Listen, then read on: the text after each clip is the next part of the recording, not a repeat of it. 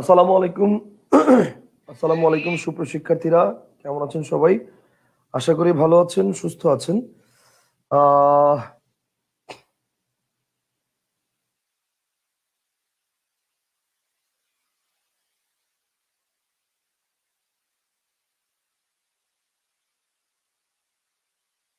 মাহাদি ভাই বলছে, ভাই আমাদের এই লাইভ করে কি আদৌ কোনো লাভ আছে? আচ্ছা, আগের ব্যাচের মাহাদি ভাই, জব 21 ব্যাচের স্টুডেন্ট মাহাদি ভাই একটা কমেন্ট করছে যে আমাদের কমেন্ট তো আপনার কাছে যাই যাই না, আমরা ওই গ্রুপের কমেন্ট দেখি না।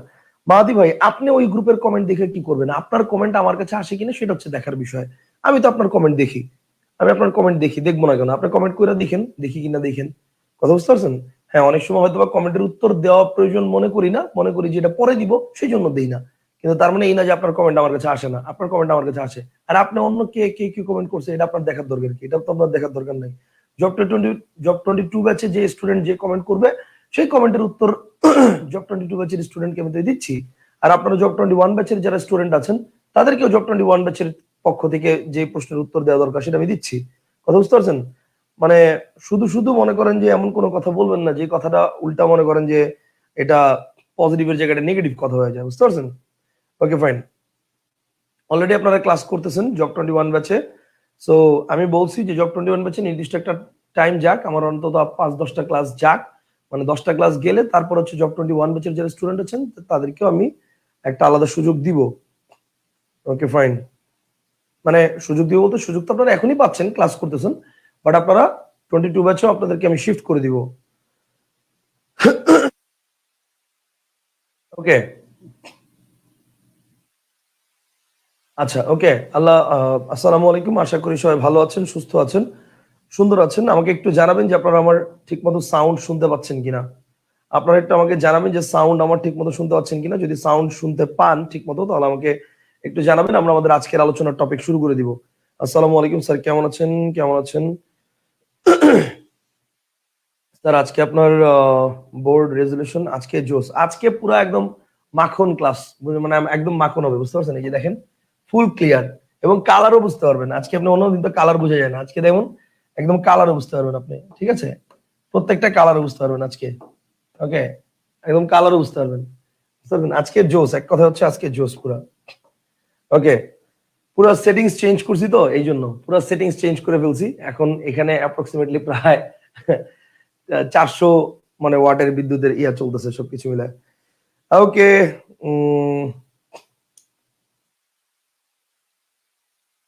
আচ্ছা। আফসার ভাই বলছে, ভাই একদিন আগে ক্লাস টাইম বললে খুবই ভালো হয়। এই ক্লাস টাইমের ব্যাপার নিয়ে আসলে মানে আপনারা যে কমেন্ট করেন, সত্যি কথা বলতে আমার কাছে খুব খারাপ লাগে, এবং আমার কাছে নিজের কাছে অসহায় লাগে। অসহায় কেন লাগে? কারণ আমি বলতে পারি না, এই জন্য আমার কাছে অসহায় লাগে। এখন কেন অসহায় লাগে? আজকে সকাল থেকে এটা আমার কত নাম্বার ক্লাস জানেন? 5 নাম্বার ক্লাস। মানে সকাল থেকে আজকে ক্যারিয়ার ম্যাপে ক্লাস নিয়েছি 3টা, আর রোড টু পাবলিক ইউনিভার্সিটির ক্লাস নিয়েছি একটা। সকালবেলা 9টায় ক্লাস নিয়েছি রোড টু পাবলিক ইউনিভার্সিটি, 9টা থেকে 11টা পর্যন্ত। 11টা থেকে 3টা, মানে 11টা থেকে 1টা পর্যন্ত ক্লাস নিয়েছি হচ্ছে ক্যারিয়ার ম্যাপের একটা ক্লাস। তারপর হচ্ছে দুপুরে খাওয়া দাওয়া করে 3টা থেকে একটা ক্লাস নিয়েছি 5টা পর্যন্ত, ক্যারিয়ার ম্যাপের 2টা ক্লাস। এরপরে 7টা থেকে 9টা পর্যন্ত। এরপরে 10 মিনিট ব্রেক দিয়ে আপনাদের এখন ক্লাস নিলাম। ওই যখন ক্লাস শেষ করছি, শেষ করার পরে আপনাদের পোস্ট দিছি যে 10 মিনিট পর আপনাদের ক্লাস শুরু করবো। আপনাদের এই ক্লাস নেওয়ার পরে অ্যাডমিশনের ব্যাচের ক্লাসের টাইম দিছি 10টা 30-এর পরে। তো আলটিমেটলি মানে আমি যে চিন্তা করছিলাম যে ক্লাস নিতে পারবো কিনা, এটাই তো মনে করছিলাম যে আশা করি আল্লাহ মাহবুদ জানে। তো দ্যাট ইজ ওয়াই আগের থেকে যে টাইম দিব, পরে দেখা যাবে যে আপনাদের বললাম যে ক্লাস নিতে পারবো, পরে পারলাম না, তাহলে কি হইলো? আলটিমেটলি আরো যেটা পজিটিভ হওয়ার কথা ছিল সেটা নেগেটিভ হইলো। তার চেয়ে বরং আমি একটু মানে হঠাৎ করে ক্লাসে আসি, এটাই ভালো। ভাই রাত্রেবেলা একটু আমার জন্য টাইম রাখেন। যদি ক্লাস না নেই তাহলে তো নিলাম না, আর যদি নেই তাহলে ক্লাস করলেন, সিম্পল। আর যদি এটা নিয়ে প্যারা থাকে তাহলে পরে রেকর্ড দেখলেন, ঝামেলা নাই তো। কথা বুঝতে পারছেন? আচ্ছা, আশা করি এই পর্যন্ত ক্লিয়ার।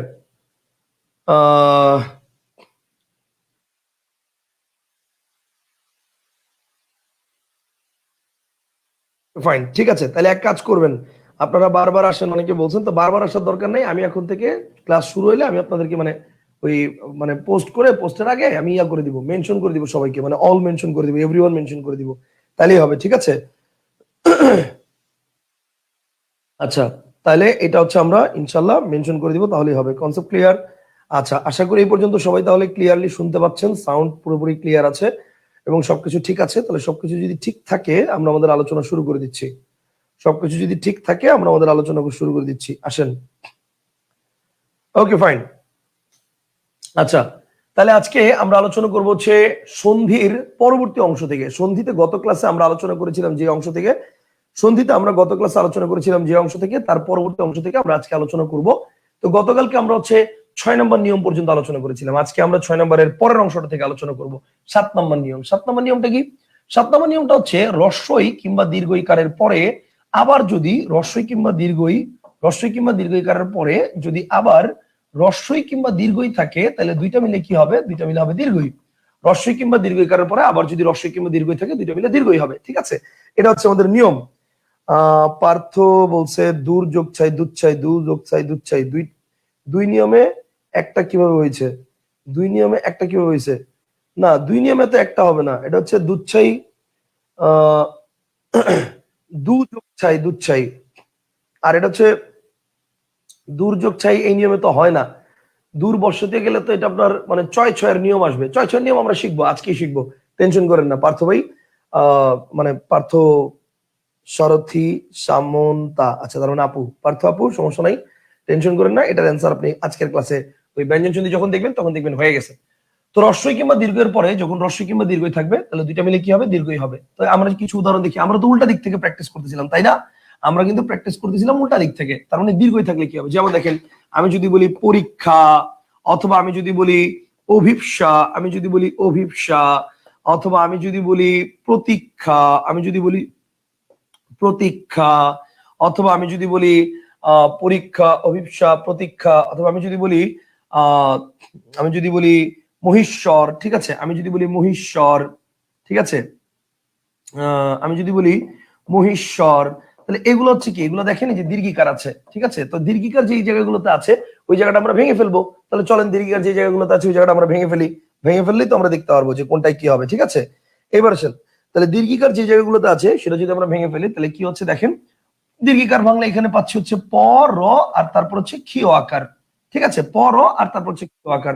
এখন প র, এটা আমরা জানি যে দীর্ঘিকার ভাঙলে প্রথম শব্দের শুরুতে হ্রস্ব বা দীর্ঘই বসে। তো এটা কি বসবে? এটা বসবে হচ্ছে রস্যিকার, তাহলে এটা হবে পুরী।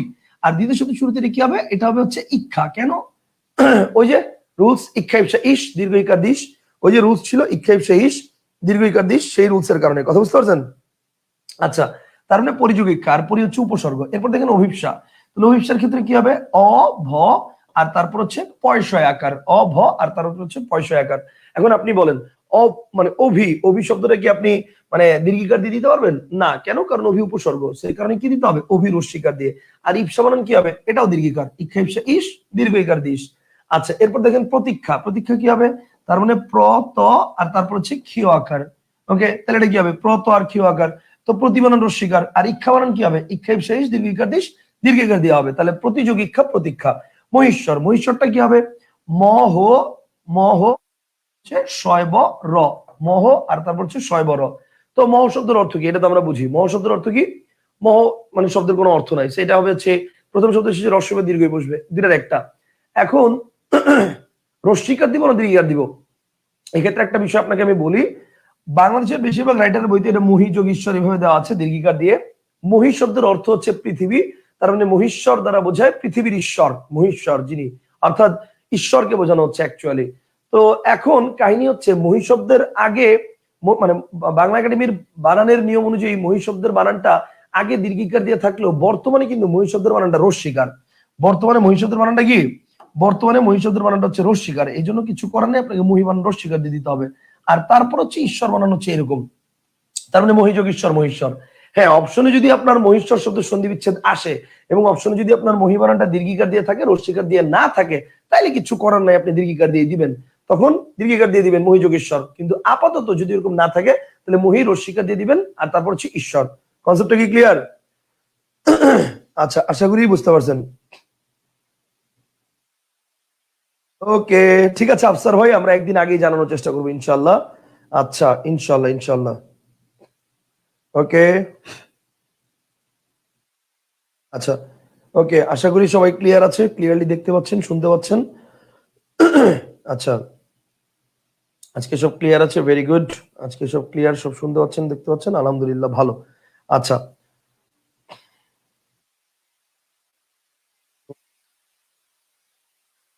Okay fine. অন্বেষণ বইয়ের 83 নম্বর পেজে আছে। হ্যাঁ ভাইয়া, কোনো সমস্যা নাই, 83 নম্বর পেজে আছে, ওটা দেখাবো। ওকে, মাধ্যাকর্ষণ, এটা ভেঙে দেখাবেন। মাধ্যাকর্ষণ, মাধ্যাকর্ষণের মূল শব্দটা হচ্ছে মধ্য। ঠিক আছে, মধ্য, আর তারপর হচ্ছে আকর্ষণ, মধ্য আর আকর্ষণ। ওয়ার্ডটা হচ্ছে মধ্যাকর্ষণ, মানে রুলস অনুযায়ী এটা হচ্ছে ওই যে আকারের নিয়মটা আছে না, আকার নিয়ম থাকলে কি হয়, প্রথম শব্দের শেষে অ বা আ, ঠিক আছে, অ বা আ থাকে, আর দ্বিতীয় শব্দের শুরুতে হচ্ছে অ বা আ থাকে, ওই নিয়ম। ঠিক আছে, তো অ বা আ থাকে ওই নিয়ম, তো ওই নিয়ম অনুযায়ী আমরা যদি ভাঙি, তাহলে খেয়াল করেন, ওই নিয়ম অনুযায়ী আমরা যদি ভাঙি, তাহলে হচ্ছে আহ ওই নিয়ম অনুযায়ী ভাঙলে ওয়ার্ডটা হচ্ছে মাধ্যাকর্ষণ। মাধ্যাকর্ষণ।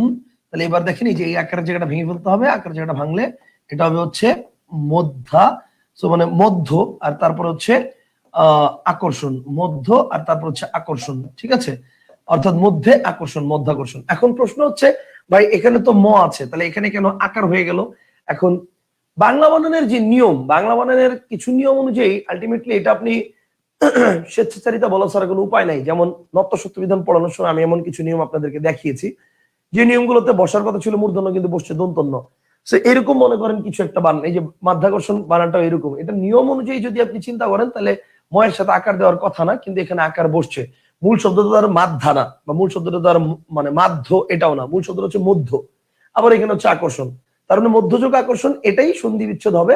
কিন্তু যখন মানে এই আকারের জায়গাটা ভাঙছি, কিন্তু যখন আপনি মানে একবারে বানান লিখতে যাবেন, তখন বানান হিসেবে আপনাকে মাধ্যাকর্ষণ এটা লিখতে হবে। এখন এটা আমার মনে হয় মানে অভিধানের একটা ভুলও হতে পারে, মানে অভিধানের একটা ভুলও হতে পারে, কিন্তু অভিধানে যেহেতু আছে, আপনাকে এটাই মাথায় আপাতত রাখতে হবে, কিছু করার নাই। ওকে ফাইন, আশা করি বুঝতে পারছি। আচ্ছা, এখন অভিধানের ভুল হতে পারে, এটা কেন বললাম? এটা আবার আপনি বলতে পারেন, স্যার অভিধানও ভুল লিখছে, মানে আপনি বলতেছেন অভিধান ফলো করতে, তারপরে অভিধান ভুল লিখছে, তাহলে ব্যাপারটা কেমন না? এখন অভিধানের ভুল এটা হচ্ছে মনে করেন মানে এটা হচ্ছে আমি বলার জন্য বলা, ব্যাপারটা এরকম না যে অভিধান আসলে ভুল লিখছে। এটার পিছনে কোনো লজিক আসলে এখন পর্যন্ত কোনো জায়গায় পাই নাই। কিন্তু দেখেন, এই যে যদি আমি বলি পশুযোগ অধম পশ্চধম, এটাও কিন্তু আমাদের অভিধানের মধ্যে পশ্চাধম দেওয়া আছে। তা আসলে পশ্চাধম লজিক অনুযায়ী হয় না, লজিক অনুযায়ী হয় এটা পশ্চধম। আমি দেখবো আজকের আলোচনার মধ্যে এটা পাবেন, রুলস অনুসারে বফলার নিয়ম যখন পড়বেন তখন দেখবেন, এটা দেখাবো আমি, সমস্যা নাই। বফলার নিয়ম যখন দেখাবো তখন এটা দেখাবো। ওকে, মধ্যযোগ অযোগ আকর্ষণ, এটা বানান আন্দোলনে দেখলাম, তো এই একই তো হইলো, তো এই একই তো হইলো, মধ্যযোগ আকর্ষণ, ওইটাই তো মধ্যযোগ অযোগ আকর্ষণ, মানে মধ্য, এরপরে হচ্ছে অ আছে,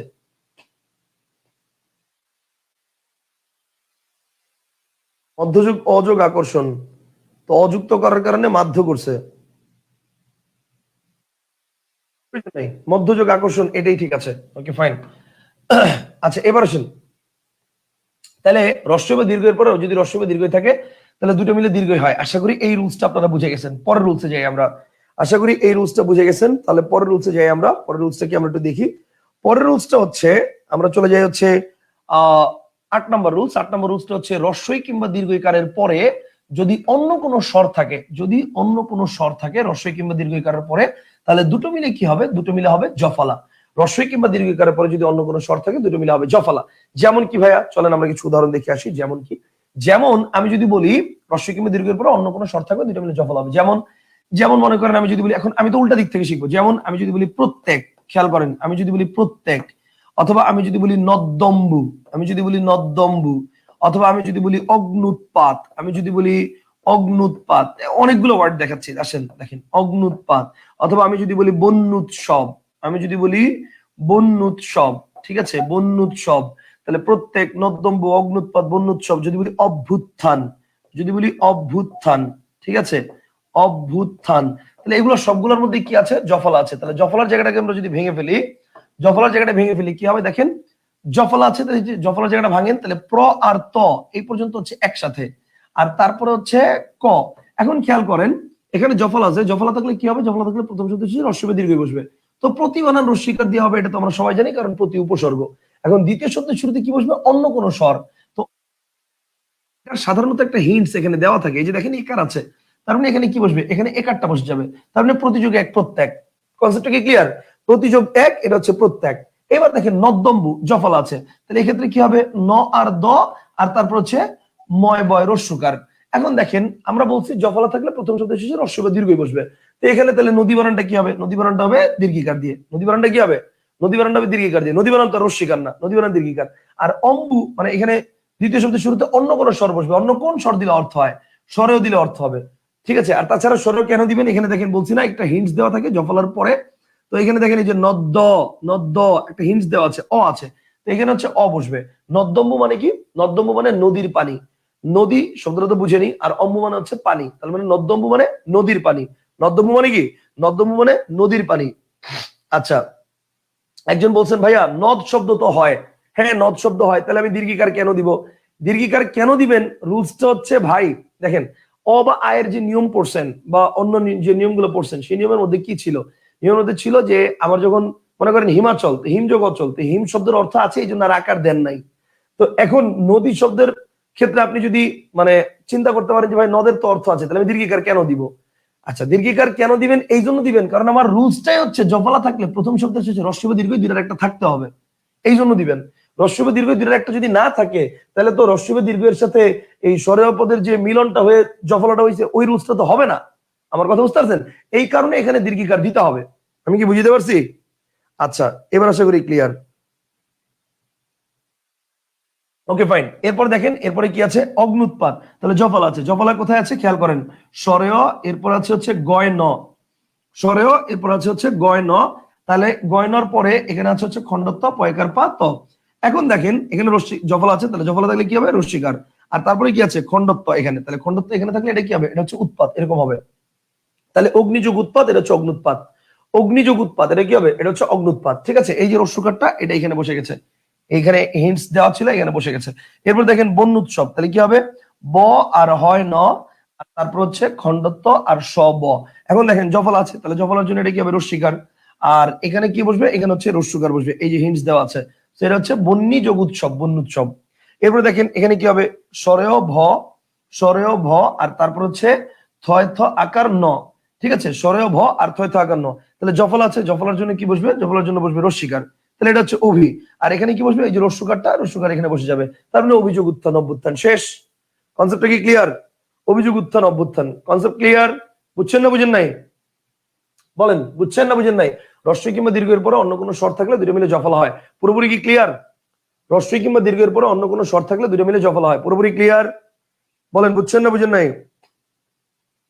জি ভাইয়া clear clear clear clear clear, very good, আশা করি বুঝছেন, ওকে ভেরি গুড। ঠিক আছে, আসেন পরের পয়েন্টে যাই, 8 এর পরে 9 নম্বর পয়েন্ট।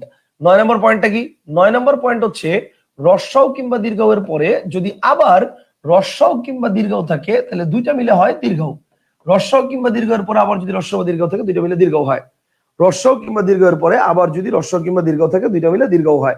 এখন আমরা তো এই নিয়ম শিখবো না, আমরা শিখবো উল্টা দিক থেকে, যেমন যেমন আমি যদি বলি দেখেন মরুদ্যান, আমি যদি বলি মরুদ্যান, তাহলে মরুদ্যান বানানে দেখেন এখানে দীর্ঘকার আছে, এখন দীর্ঘকারের জায়গাটা আমি যদি ভেঙে ফেলি তাহলে কি পাবো, আমি পাচ্ছি হচ্ছে ম র আর তারপর হচ্ছে দয় জফলা আকার ন, এই তো নাকি। আচ্ছা, এখন আমাদেরকে বলেন দীর্ঘকার যেখানে আছে সেই জায়গাটা ভাঙলে প্রথম শব্দ শেষে কি হবে রস্য বা দীর্ঘ, তাহলে এটা হবে হচ্ছে মরু, এখন মরু বানানে কি হয় রস্যকার হয়, আর উদ্যান বানানে কি বসে এটাও রস্যকার, তার মানে মরুযুগ উদ্যান মরুদ্যান, কনসেপ্টটা কি ক্লিয়ার, মরুযুগ উদ্যান মরুদ্যান। আমি যদি বলি কটুক্তি, একটু খেয়াল করে দেখেন তো কটুক্তি বানানটা কি আছে, কটুক্তি এটাও কিন্তু দীর্ঘকার আছে, তাহলে কটুক্তি দীর্ঘকার থাকলে কি হবে দেখেন ক আর ট, আর তারপর হচ্ছে কয়তয় রস্যিকার। এখন আপনি বলেন কটু বানানটা কি হয় রস্যকার, কটু মানে হচ্ছে মন্দ কথা, কটু কথা মানে মন্দ কথা, আর উক্তি বানানে কি বসবে রস্যকার বসবে, হয়ে গেছে। ঠিক সেম ভাবে আমি যদি বলি বধুৎসব, তাহলে এবার বলেন তো বধুৎসব এখানে কি হবে, এখানে হচ্ছে যে মানে দীর্ঘকারের জায়গাটা আছে এটা ভেঙে ফেলতে হবে, দীর্ঘকার জায়গাটা ভাঙলে হবে হচ্ছে ব ধ, আর তারপর হচ্ছে খণ্ডত্ব স এবং ব। তাহলে এবার খেয়াল করেন ব ধ এবং খণ্ডত্ব স ব, তাহলে বধূ বানানটা কি হবে, আচ্ছা এটা তো উৎসব হবে, এটা তো বুঝতেই পারতেছেন, উৎসব হবে এটা বুঝতে পারতেছেন, কিন্তু এইটা কি হবে বলেন ব ধ, এটা কি ব ধয় রস্যকার না ব ধয় দীর্ঘকার, এটা কি হবে বলেন তো দেখি, বলেন বধূ বানানটা এটা কি হবে, এটা কি বধ হয় রস্যকার না বধ হয় দীর্ঘকার, কোনটা হবে বলেন। আচ্ছা, বধ এটা কি রস্যকার হবে নাকি বধ এটা দীর্ঘকার হবে, এটা একটু আমাকে বলেন, বধ রস্যকার হবে নাকি বধ দীর্ঘকার হবে। স্যার অন্বেষণ প্রথম এডিশনের বইয়ের এমসিকিউ বাদে যদি বাকিগুলো পড়ি তাহলে কি হবে না, বুঝি নাই আমি। আবু বকর সিদ্দিক বলছে অন্বেষণ বইয়ের প্রথম এডিশন বইয়ের, আচ্ছা এমসিকিউ বাদে যদি বাকিগুলা পড়ি তাহলে হবে না, মানে নতুন এডিশন কি কিনতে হবে? আমি আসলে আপনি কি বুঝতে চাইছেন এটাই বুঝি নেই, মানে লাস্টে একটু বুঝছি নতুন এডিশন কি কিনতে হবে কিনা। প্রথম কথা হচ্ছে ভাই, নতুন এডিশনের বই কিনতে হবে কিনা এটা একান্তই আপনার ব্যক্তিগত ব্যাপার ভাই। আমি সবসময় বলি যে বইয়ের একটা এডিশনের সাথে আর একটা এডিশনের পার্থক্য থাকে এরকম যে আইফোন 14 আর আইফোন 15 শেষ। ব্যাপারটা হচ্ছে সামান্য কিছু আপডেট তো থাকবেই, এটা স্বাভাবিক। কিন্তু ব্যাপারটা এরকম না যে আইফোন 14 দিয়ে আপনি চালাইতেছেন দেখে আইফোন 15 আপনার বাধ্যতামূলক লাগবেই। আইফোন 14 দিয়ে আপনার চলতেছে না, চলতেছে তো সমস্যা কি? আর আপনি যদি চিন্তা করেন যে না আইফোন 14 আসছে, এতদিন চালাইছি, আইফোন 15 এখন আমার লাগবে, বাজারে আসছে, আমার কিনতে হবে, তাহলে নতুন বই কিনবেন, শেষ, সিম্পল। কিন্তু ব্যাপারটা হচ্ছে আপনার যদি ব্যাপারটা এরকম হয় যে আইফোন 14 দিয়ে তো হইতেছে, চলতেছে তো, তাহলে লাগবে না। সহজ কথা, কথা বুঝতে পারছেন? এটা বাধ্যতামূলক না। আশা করি ক্লিয়ার। ওকে, এবার দেখেন যেটা বলতেছি সেটা দেখেন। এখন বধূ বানানে কি বসবে? বধূ বানানো হচ্ছে বধূ রস্যকার হবে না দীর্ঘকার হবে, এটা নিয়ে অনেকের ঝামেলা আছে। অনেকে বলতেছেন রস্যকার, অনেকে বলতেছেন দীর্ঘকার, ম্যাক্সিমাম দীর্ঘকার বলছেন, বাট রস্যকার না দীর্ঘকার অ্যাকচুয়ালি এটার মধ্যে বসবে হচ্ছে। আচ্ছা, একজন বলছে মুনতাসির বানান, মুনতাসির বলছে যে ভাই মরু আর মরু দুইটা বানান যদি, মানে মরু বানান এভাবে লিখলে এইটা, আর মরু বানান এভাবে লিখলে এইটাই, দুইটার মধ্যে পার্থক্যটা কি? পার্থক্য হচ্ছে এটা কোনো বানান নাই, সে সহজ কথা। পার্থক্য হচ্ছে এই মরু নামে এরকম কোনো বানান নাই, তো মরু বানানটা আপনাকে এভাবে লিখতে হবে, সেটা হচ্ছে সহজ কথা। আর বধূ এটা দুইটাই আছে, এটাও আছে এটাও আছে, দুইটাই আছে। তো দুইটার ক্ষেত্রে লিখতে হবে হচ্ছে দীর্ঘকার, বধূ লিখতে হবে। কেন লিখতে হবে? কারণ বধূ যদি আপনি দীর্ঘকার দিয়ে লিখেন এটার মানে হচ্ছে বউ, আর বধূ যদি রস্যকার দিয়ে লেখেন এটার মানে হচ্ছে বন্ধু, এটার মানে হচ্ছে বন্ধু। তো ব্যাপারটা হচ্ছে খেয়াল করে দেখেন, বধূৎসব যেটা, তো এটা কাকে বরণ করার জন্য হয়? বউকে বরণ করার জন্য উৎসব হয়, সেটাকে বলেন বধূৎসব। বন্ধুকে জীবনে বরণ করার জন্য আপনি উৎসব করছেন? আপনি বলেন, বন্ধুকে বরণ করে নেওয়ার জন্য আপনি কখনো উৎসব করছেন? ডেফিনেটলি না। তো তার মানে এটা কি হবে? বধূযুগ উৎসব, বধূৎসব, এটা দীর্ঘকার দিয়ে হবে। বুঝতে পারছি? বন্ধুকে বরণ করে নেওয়ার জন্য আপনি কখনো উৎসব করেন না। আর এটা চন্দ্রবিন্দু দেওয়া হবে, বধূ বানানটার মধ্যে এটা চন্দ্রবিন্দু আছে। আশা করি এই পর্যন্ত ক্লিয়ার, আশা করি এই পর্যন্ত ক্লিয়ার। আচ্ছা, এই পর্যন্ত আসেন, বুঝতে পারছেন। যেহেতু পরের পয়েন্টে আসি আমরা, 9 নম্বরের পরে 10 নম্বর। 10 নম্বর কি আসেন? 10 নম্বর হচ্ছে রস্বউ কিংবা দীর্ঘের পরে আমরা যদি অন্য কোনো স্বর পাই, অন্য কোনো স্বর পাই, তাহলে দুটো মিলে হবে বফলা। দুটো মিলে কি হবে? দুটো মিলে হবে বফলা। রস্বউ কিংবা দীর্ঘের পরে অন্য কোনো স্বর থাকলে দুটো মিলে হবে বফলা। ঠিক আছে? রস্বউ কিংবা দীর্ঘের পরে অন্য কোনো স্বর থাকলে দুটো মিলে হবে বফলা। এবার আসেন, তাহলে বফলার যে নিয়ম আছে আমরা তো উল্টা দিক থেকে শিখবো। যেমন কি? যেমন আমি যদি বলি স্বল্প। এখন আসেন, স্বল্প শব্দটাকে আমরা যদি সন্ধি বিচ্ছেদ করি তাহলে আমরা কি পাবো বলেন? স্বল্প শব্দটাকে, স্যার তাহলে রূপ শব্দটাকে ভাঙলে বিশ্লেষণ করলে কি হবে? আচ্ছা, মুনতাসির ভাই বলছে তাহলে রূপ শব্দটাকে ভাঙলে বিশ্লেষণ করলে কি হবে? ভাই মানে আপনার মাথায় কেমনে আসলো যে রূপ শব্দটা এটা ভাঙবো? মানে রূপ শব্দটা যে সন্ধি হবে এইটাকে আপনার মাথায় কেন আসলো এটা আগে আমারে বলেন। রূপ শব্দটা যে সন্ধি বিচ্ছেদ হবে এইটা আপনার মাথায় কেমনে আসলো আগে আমার এটা বলেন। ভাই পৃথিবীর সব শব্দের কি সন্ধি বিচ্ছেদ আছে? তা তো নাই। আছে? মনে করেন আপনার আমি বললাম চশমা, চশমা শব্দের সন্ধি বিচ্ছেদ কি? এটা হয়? মনে করেন আমি বললাম কলম, শব্দের সন্ধি বিচ্ছেদ হয়? বা মনে করেন আমি বললাম চুল, এখন চুল শব্দের সন্ধি বিচ্ছেদ কি? আপনি বললেন চু যোগলো চুল, এটা হয়? এটা হয় না। তো রূপ এটা মূল শব্দ, এটা সন্ধি বিচ্ছেদ কেমনে হবে? এটা সন্ধি বিচ্ছেদ হয় না, সিম্পল হিসাব, এটা সন্ধি বিচ্ছেদ হয় না। কথা বুঝতে পারছেন? Okay fine. একজন বলছে স্যার অন্বেষণ বইয়ে তো বধূ বানানোর চন্দ্রবিন্দু নাই। হয় বধূ বানানোর চন্দ্রবিন্দু কেন থাকবে? আমি কি বলছি এখানে কোন বধূ লিখছি? এখানে এই বধূরা লিখছি না? এই বধূ বানান তো বউ, এই বধূতে চন্দ্রবিন্দু কেন থাকবে? বধূ বানান যদি রস্যকার দিয়ে থাকে তাহলে চন্দ্রবিন্দু থাকবে। কথা বুঝতে পারছেন? Okay fine. এবার আসেন, এরপরে কি? এরপর হচ্ছে, আচ্ছা এরপর দেখেন বফলার নিয়ম। তাহলে বফলার নিয়মটা আমরা যদি অ্যাপ্লাই করি তাহলে কি হচ্ছে দেখেন, এই যে বফলা আছে, তো বফলার নিয়মটা অ্যাপ্লাই করলে কি হবে? দন্তস্বর সাথে বফলা আছে, তাহলে দন্তস্ব যোগ লয় প, দন্তস্বর সাথে যদি বফলা আছে তাহলে দন্তস্বর শব্দের এই জায়গাটা ভেঙে ফেললাম, ভেঙে ফেললে আমরা কি পাবো? ভেঙে ফেললে এটা পাবো হচ্ছে আমরা, মানে বফলার যদি থাকে প্রথম শব্দ হচ্ছে রস্ব দীর্ঘ দীর্ঘ একটা বসবে, এখন এটা বসবে রস্যকার। কেন? কারণ সু উপসর্গ হয়। এখন এখানে বসবে দ্বিতীয় অন্য কোন স্বর। অন্য কোন স্বর বসবে? যে দেখেন একটা হিন্টস দেওয়া আছে, স, স, তার মানে কি? অ আছে, তার মানে সুযোগ অল্প, স্বল্প। That's it, that's it. কথা কি বুঝতে পারছেন? আচ্ছা, আমি যদি বলি অন্বেষণ, এই ওয়ার্ডটাই দেখেন, এই যে অন্বেষণ, অন্বেষণ ওয়ার্ডটাকে যদি আমরা সন্ধি বিচ্ছেদ করে দিলে কি হয় দেখেন, একার মানে বফলা আছে, তাহলে বফলার নিয়ম অনুযায়ী আমরা যদি ভাঙি তাহলে খেয়াল করেন, বফলার নিয়ম অনুযায়ী আমরা যদি ভাঙি তাহলে বফলার নিয়ম অনুযায়ী ভাঙলে আমরা কি পাচ্ছি? এখানে বফলার নিয়ম অনুযায়ী ভাঙলে পাচ্ছি হচ্ছে স্বরেয় ন, আর তারপর হচ্ছে মূর্ধন্য স ন। এখন চিন্তা করেন, এই যে বফলা আছে, বফলা থাকলে প্রথম শব্দ শেষে রস্যকার হবে অনু, আর দ্বিতীয় শব্দের শুরুতে কোন স্বর বসবে এটার হিন্টসটা হচ্ছে এখানে দেওয়া আছে যে একার, তার মানে অনুযোগ এসন অন্বেষণ। কনসেপ্টটা কি ক্লিয়ার? বলেন অনুযোগ এসন অন্বেষণ। বুঝছেন না বুঝেন নাই? বলেন বুঝছেন না বুঝেন নাই? কনসেপ্টটা কি ক্লিয়ার?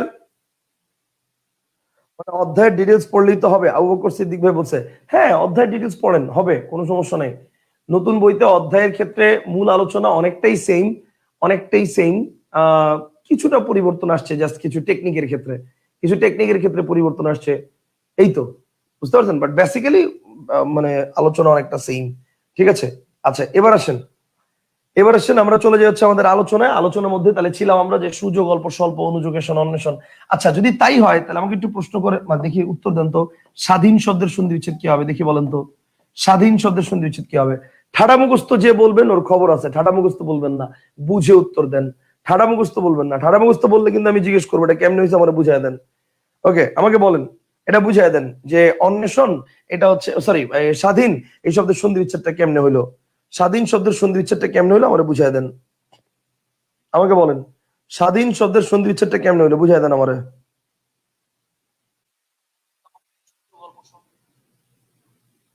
হুম, স্বাধীন শব্দের সন্ধি বিচ্ছেদটা কেমনে হলো এটা বুঝাই দেন আমাকে। বলেন বলেন যে স্বাধীন, স্বাধীন শব্দের সন্ধি বিচ্ছেদটা কেমনে হয়েছে, স্বাধীন শব্দের সন্ধি বিচ্ছেদ কেমনে হয়েছে বলেন, কি লিখছেন? কে? এমডি আফসার বলছে সুযোগ অধীন। আচ্ছা, মারুফ বলছে সমানে নিজ সযোগ অধীন। আচ্ছা, সুযোগ অধীন। মারুফ আহমেদ রিয়াদ বলছে সুযোগ অধীন। আচ্ছা ওকে ফাইন, এবার আমি একটু বলি, যদি আমরা বফলার নিয়ম ফলো করি, আস্তে খেয়াল করেন, যদি আমরা বফলার নিয়ম ফলো করি, এক মিনিট, হ্যাঁ দেখেন, যদি আমরা বফলার নিয়ম ফলো করি, বফলার নিয়ম যদি ফলো করি তাহলে এটা হওয়ার কথা ছিল এরকম, দেখেন এই যে বফলার নিয়ম ফলো করলে দন্তস্ব আর তারপর হচ্ছে ধীন, ব্যাপারটা বুঝছো, দন্তস্ব আর ধীন। তো এখানে ভাই বফলা আছে, বফলার জন্য এখানে বসবে রস্যকার। এখন এখানে কি বসবে এটার কিন্তু হিন্টস এখানে দেওয়া থাকার কথা, এই যে দেখেন আকার আছে, তাহলে এখানে যদি আমি আ দেই তাইলে হবে সুযোগ আধীন স্বাধীন। কিন্তু কথা হচ্ছে এখানে কি আধীন হবে? আধীন শব্দের কি কোনো অর্থ আছে? উত্তর হচ্ছে না, আধীন শব্দের কোনো অর্থ নাই। তাহলে কথা হচ্ছে আধীন শব্দের যেহেতু অর্থ নাই, ভালো করে বুঝেন, আধীন শব্দের যেহেতু অর্থ নাই, তাহলে কি আমি এখানে আধীন লিখতে পারবো? আমাকে লিখতে হবে অধীন। এখন প্রশ্ন হচ্ছে এখানে যদি আমি অধীন লিখি তাহলে এখানে তো আমি আকার দিতে পারি না, কারণ আমি তো বলছি যে এখানে দেখেন এখানে একার আছে, এই যে একার বসে গেছে, এখানে এখানে দেখেন অ আছে, এই জন্য এখানে অ বসছে, মানে উচ্চারণের ক্ষেত্রে। তাহলে এখানে যদি রস্যকার থাকতো এখানে রস্যকার হইতো। আমার কথা কি বুঝতে পারছেন? তাহলে ব্যাপারটা হচ্ছে এখানে আমার অ আছে, এখানে তো তাহলে অ, মানে অ হওয়ার কথা, তাহলে তো এটা স্বাধীন হওয়ার কথা, স্বাধীন হওয়ার কথা না। তার মানে অ্যাকচুয়ালি স্বাধীন এই শব্দটা অ্যাকচুয়ালি বফলার নিয়মের মধ্যেই পড়বে না, এটা অ্যাকচুয়ালি এই নিয়মের মধ্যে পড়বেই না। তাহলে অ্যাকচুয়ালি এটা কোন নিয়মে করতে হবে, এবার আসেন সেটা দেখাই যে এটা কোন নিয়মে করতে হবে। স্বাধীন এটা আপনি এক নম্বর রুলস এর অ্যাপ্লাই করেন। এক নম্বর রুলসটা কি? এই যে আকার আছে, তাহলে আকার জায়গাটা ভেঙে ফেলেন। আকার জায়গাটা ভাঙলে হবে হচ্ছে দেখেন দন্তস্বয় ব যোগ ধীন, দন্তস্বয় ব যোগ ধীন। তাহলে এবার চিন্তা করেন দন্তস্বয় ব মানে কি? নিজ। বলেন দন্তস্বয় ব মানে কি? দন্তস্বয় ব মানে হচ্ছে নিজ। আর এখানে ধীন শব্দের পূর্বে কি বসবে? আকার থাকলে প্রথম শব্দের শেষে অ বা আ বসে, দ্বিতীয় শব্দের শুরুতে অ বা আ বসে, তো এখানে অ দিলে হবে অধীন। তার মানে ব্যাপারটা হচ্ছে অধীন মানে আওতাধীন, আর নিজ মানে মানে সমানে নিজ। তার মানে স্বাধীন বলতে বোঝায় নিজের আওতাধীন। স্বাধীন বলতে কি বোঝায়? নিজের আওতাধীন। তার মানে এটার 100% কারেক্ট আনসার হবে সযোগ অধীন, নট সুযোগ অধীন। এটা সুযোগ অধীন হবে না, এটা হবে সযোগ অধীন। আশা করি ক্লিয়ার, বুঝতে পারছেন? এটা নিয়ে কিন্তু অনেকের প্যাচ লাগে, এই জন্য ক্লিয়ার করে দিলাম।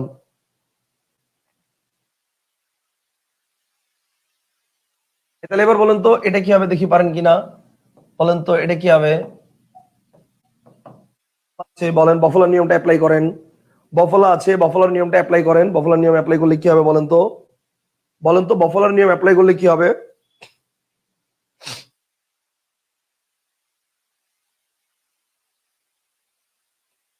বলেন, বফলার নিয়ম আছে, বফলার নিয়ম অ্যাপ্লাই করলে কি হবে বলেন?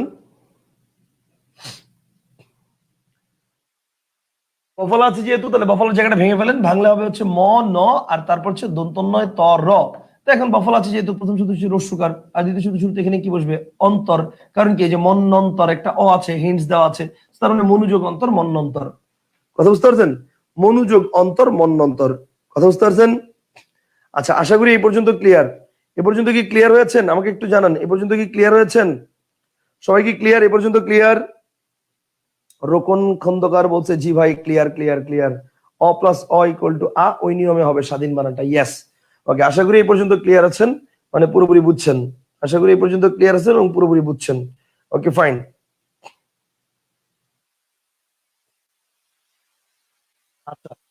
10 নম্বর নিয়ম গেল। এবার আসেন 11 এবং 12, যে দুটো আমি লিখি নাই। আমি বলছিলাম 11 এবং 12 নম্বর নিয়ম নেক্সট ক্লাসে পড়াবো এবং পড়ানোর সময় লেখাবো। তাহলে এবার দেখেন 11 নম্বর নিয়মটাকে আমরা একটু দেখি। 11 নম্বর নিয়মটা হচ্ছে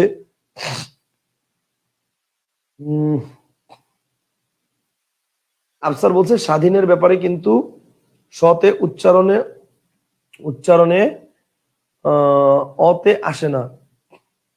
আমি বুঝি নাই ভাই আফসার ভাই, আপনি আসলে বাংলিশে লেখেন তো কি লেখেন, অর্ধেক বুঝি অর্ধেক বুঝি না, কষ্ট করে বুঝা নিতে হয়। আলটিমেটলি আপনি একটু যদি বাংলা লিখতে পারতেন খুব ভালো হইতো। আর না লিখতে পারলে দাঁড়ান আরেকটু ক্লিয়ার করি, দাঁড়ান। কি বলছেন? স্বাধীন, স্বাধীন মানে স্বাধীনের ব্যাপারে কিন্তু সতে উচ্চারণে তে মানে ওতে আসে না মানে কি? আই ডোন্ট নো ভাই, আপনি কি বুঝাতে চাইছেন আমি বুঝি নাই। What ever. তাহলে এবার আসেন 11 নম্বর নিয়মটা কি আমি একটু দেখি। 11 নম্বর নিয়মটা হচ্ছে জয় রেফ থাকলে হবে রয়ের শিকার। শেষ সহজ কথা। জয় রেফ থাকলে কি হবে? রয়ের শিকার হবে।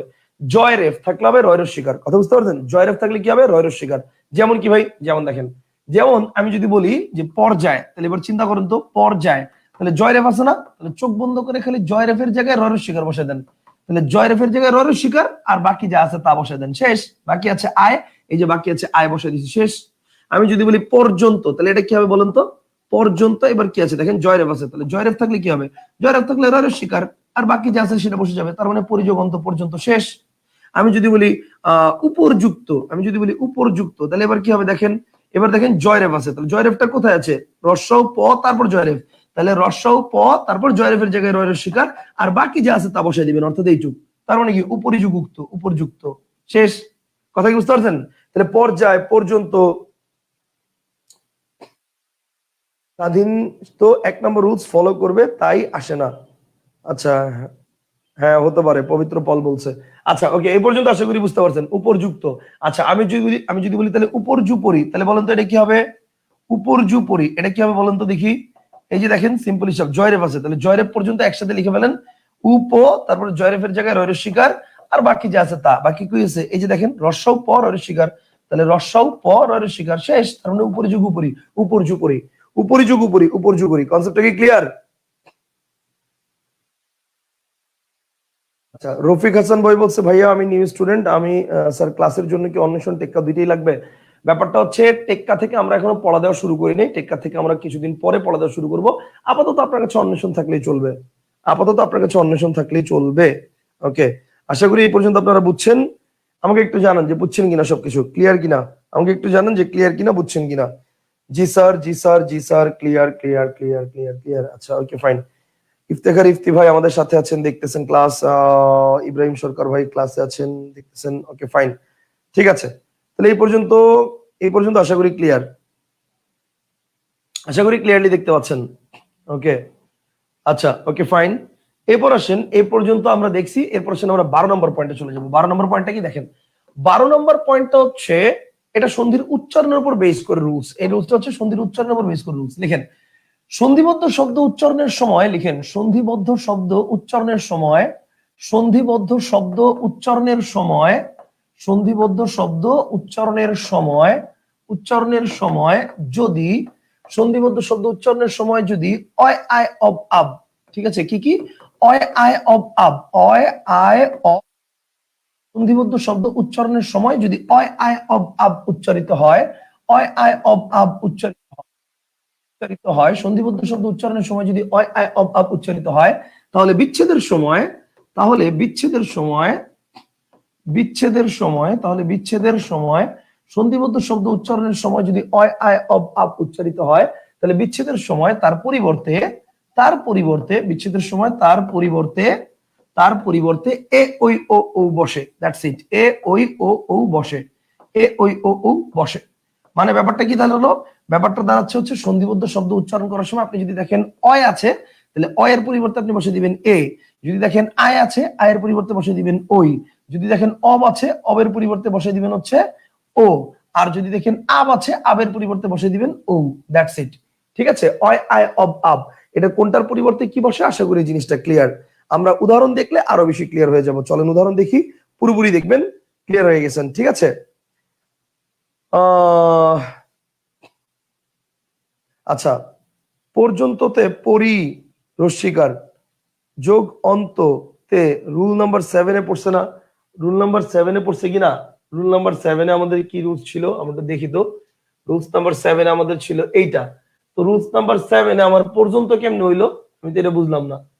পর্যন্ত বানানে এটা আমার রুলস নাম্বার 7 কেমনে হইলো? দ্বিতীয় শব্দের শুরুতে কি হ্রস্ব বা দীর্ঘ আছে? তাহলে পর্যন্ত বানানে রুলস নাম্বার 7 কেমনে হইলো? এটা তো রুলস নাম্বার 7 হয় না। রুলস নাম্বার 8 বলতে পারেন, রুলস নাম্বার 8 বলতে পারেন। রুলস নাম্বার 8 যদি বলেন তাইলে বলতে পারেন যে পরি যোগ অন্ত, দ্বিতীয় শব্দ শুরুতে অ আছে, তো দুইটা মিলে জ হইছে, এটা আপনি বলতে পারেন। কিন্তু ব্যাপারটা হচ্ছে তারপরে যে জ ফলা আর জ দুটোতে এক না, এই কারণে হচ্ছে আমরা আমরা ওই মানে ইয়া দিয়ে দেখবো আর কি, মানে জয় রেফ থাকলে ওটা দিয়ে আলাদা হিসেবে শিখবো, তাহলে ওটা বেশি ইজিলি ধরতে পারবেন। হ্যাঁ, রুলস 8 এর জন্য, হ্যাঁ রুলস 8 এর জন্য।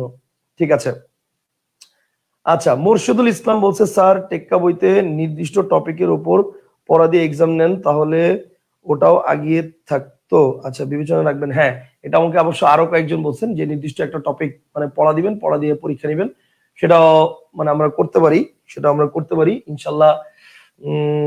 ঠিক আছে, এটা মাথায় রাখলাম, এটা আমরা খুব শীঘ্রই শুরু করব।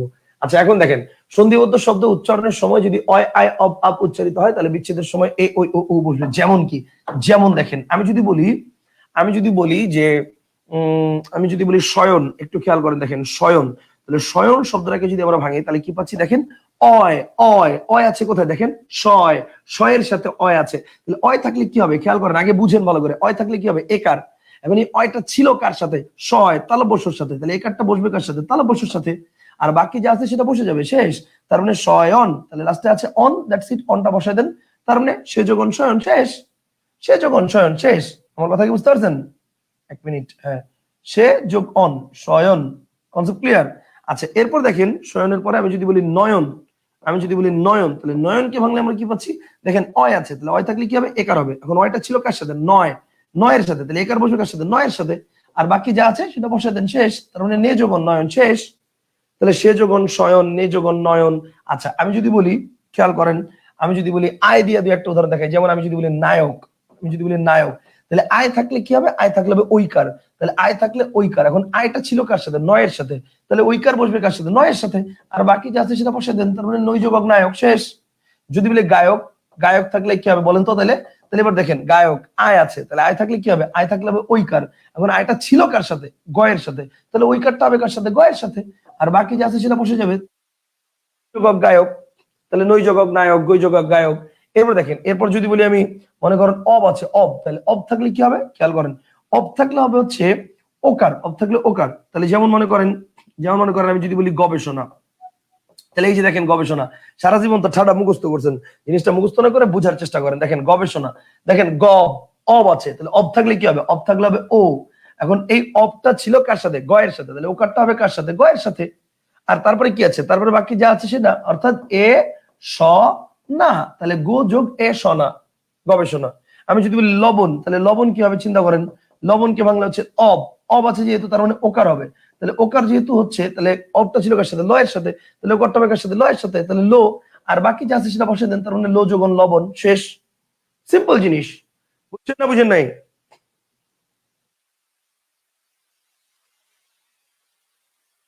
আফতার বলছে কিন্তু স্যার নয় এবং গয় এগুলোর কি অর্থ আছে, যেমন নায়ক গায়কের ক্ষেত্রে বলছি। হ্যাঁ, উত্তর হচ্ছে নয় এবং মানে নই এবং গই, এটার ক্ষেত্রে কোনো মানে অর্থ নাই। তাহলে এই ভাই এগুলো তাহলে কোন রুলস এর অনুসারে বসলো, এটা হচ্ছে প্রকৃতি প্রত্যয়ের যে মূল রুলস সেটার অনুসারে বসছে। অ্যাকচুয়ালি এগুলো হচ্ছে প্রকৃতি, নায়ক নেত্র এগুলোর জন্য মূল ধাতুটা হচ্ছে নই বা নি, কথা বুঝতে পারছেন? সেই কারণে এটা হচ্ছে প্রকৃতি প্রত্যয়ের রুলস এর অনুসারে বসছে, এগুলোর কোনো অর্থ নাই, কথা বুঝতে পারছেন? মানে নায়ক বা নেত্র বা নেতা এটার মূল ধাতুটা হচ্ছে নই বা নি, কথা বুঝতে পারছেন? গায়কের ক্ষেত্রে সেম। আচ্ছা, ওকে, এ পর্যন্ত আশা করি ক্লিয়ার। গবেষণা গবেষণা, আশা করি এই পর্যন্ত বুঝছেন গবেষণা। তাহলে গবেষণা লবণ, এরপর আব, আব থাকলে কি হবে চলেন দেখি, আব থাকলে কি হবে। দেখেন আমি যদি বলি ভাবুক, একটু খেয়াল করেন, ভাবুক কি হবে, ও, তাহলে এবার খেয়াল করেন আপ থাকলে হবে ও। এখন আপটা আছে কার সাথে? ভাব, মানে ভয়ের সাথে। তাহলে ও করতে হবে কার সাথে? ভয়ের সাথে। আর বাকি আছে কি? এটা বসা দেন, শেষ। তার মানে উক, তার মানে ভৌযুগ উক, ভাবুক, শেষ। বুঝছেন? আমি যদি বলি নাবিক, তাহলে একটু খেয়াল করেন তো ভাই, নাবিক। তাহলে নাবিক শব্দে চিন্তা করেন আব আছে, তাহলে আব থাকলে কি হবে? আব থাকলে হবে ও। এখন চিন্তা করেন তাহলে আপটা আছে কার সাথে? নয়ের সাথে। তাহলে উকার বসে কার সাথে? নয়ের সাথে। আর বাকি আছে কি? বাকি আছে যে যেটা বসে যাবে, যে রস্বই আর ক বসে যাবে এখানে, রস্বই আর ক, দ্যাটস ইট। তার মানে নৌযৌগিক নাবিক, শেষ। বুঝছেন না বুঝেন নাই? সিম্পল হিসাব। কনসেপ্টটা কি ক্লিয়ার? এতদিন মুখস্থ করছি শুধু পাগলের মতো, এখন বুঝে বুঝে পড়তেছি। যাক আলহামদুলিল্লাহ, এটা হচ্ছে আমার শান্তি যে বুঝে বুঝে পড়তেছেন, বুঝতেছেন, এটা হচ্ছে সবচেয়ে বড় কথা।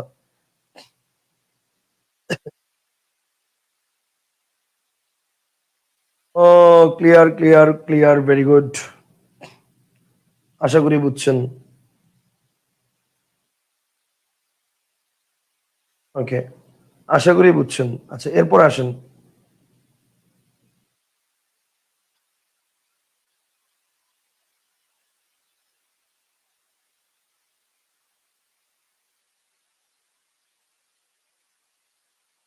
কি দেখছেন এটা? স্যার, অনুনাসিক, আনুনাসিক, সানুনাসিক।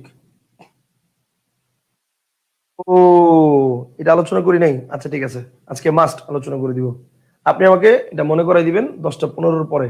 আচ্ছা, এবার দেখেন, তাহলে আমাদের 12 নম্বর নিয়ম গেল। তাহলে 12 নম্বর নিয়ম যেহেতু চলে গেল, তাহলে এটা হচ্ছে আমাদের স্বরসন্ধির যতগুলো নিয়ম ছিল, তৎসম স্বরসন্ধির যতগুলো নিয়ম ছিল, আমরা সব শেষ করছি। ভালো করে বুঝছেন? তৎসম স্বরসন্ধির যতগুলো নিয়ম ছিল আমরা সব শেষ করছি। এইবার আসেন, আমরা এবার আলোচনা করব হচ্ছে তৎসম স্বরসন্ধি শেষ। এবার আমি বলছিলাম না তৎসম স্বরসন্ধির নিপাতনে হয়। এবার আসেন তাহলে নিপাতনে সিদ্ধ স্বরসন্ধি, ভালো করে জিনিসটা বুঝেন। নিপাতনে সিদ্ধ স্বরসন্ধি, নিপাতনে সিদ্ধ স্বরসন্ধি। এখন নিপাতনে সিদ্ধ স্বরসন্ধি জিনিসটা কি, এটা একটু বুঝেন। ভাই, নিপাতনে সিদ্ধ কথাটার মানে কি, এটা একটু বুঝেন তো, বলেন তো আগে।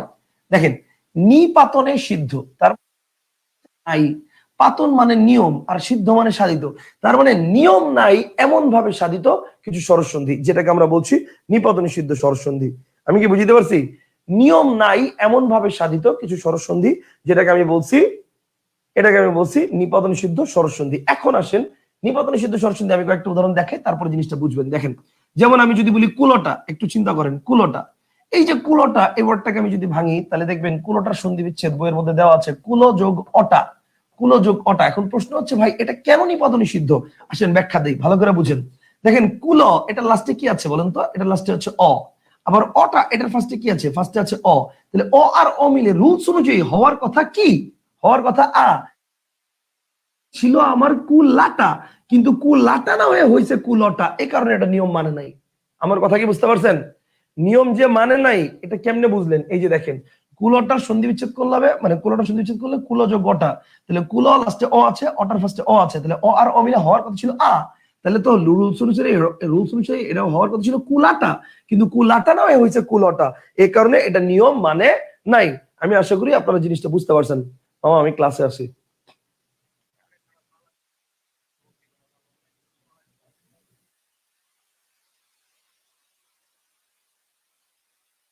আচ্ছা ঠিক আছে, আমি ক্লাস শেষ করে ফোন দিব না ভাই।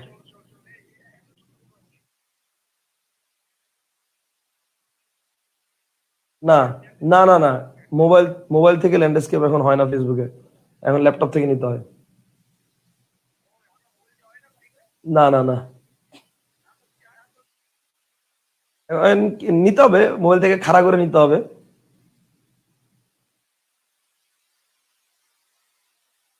আল্লাহ হাফেজ মামা, আমি লাইভে। আল্লাহ হাফেজ, বাই। আল্লাহ হাফেজ, বাই।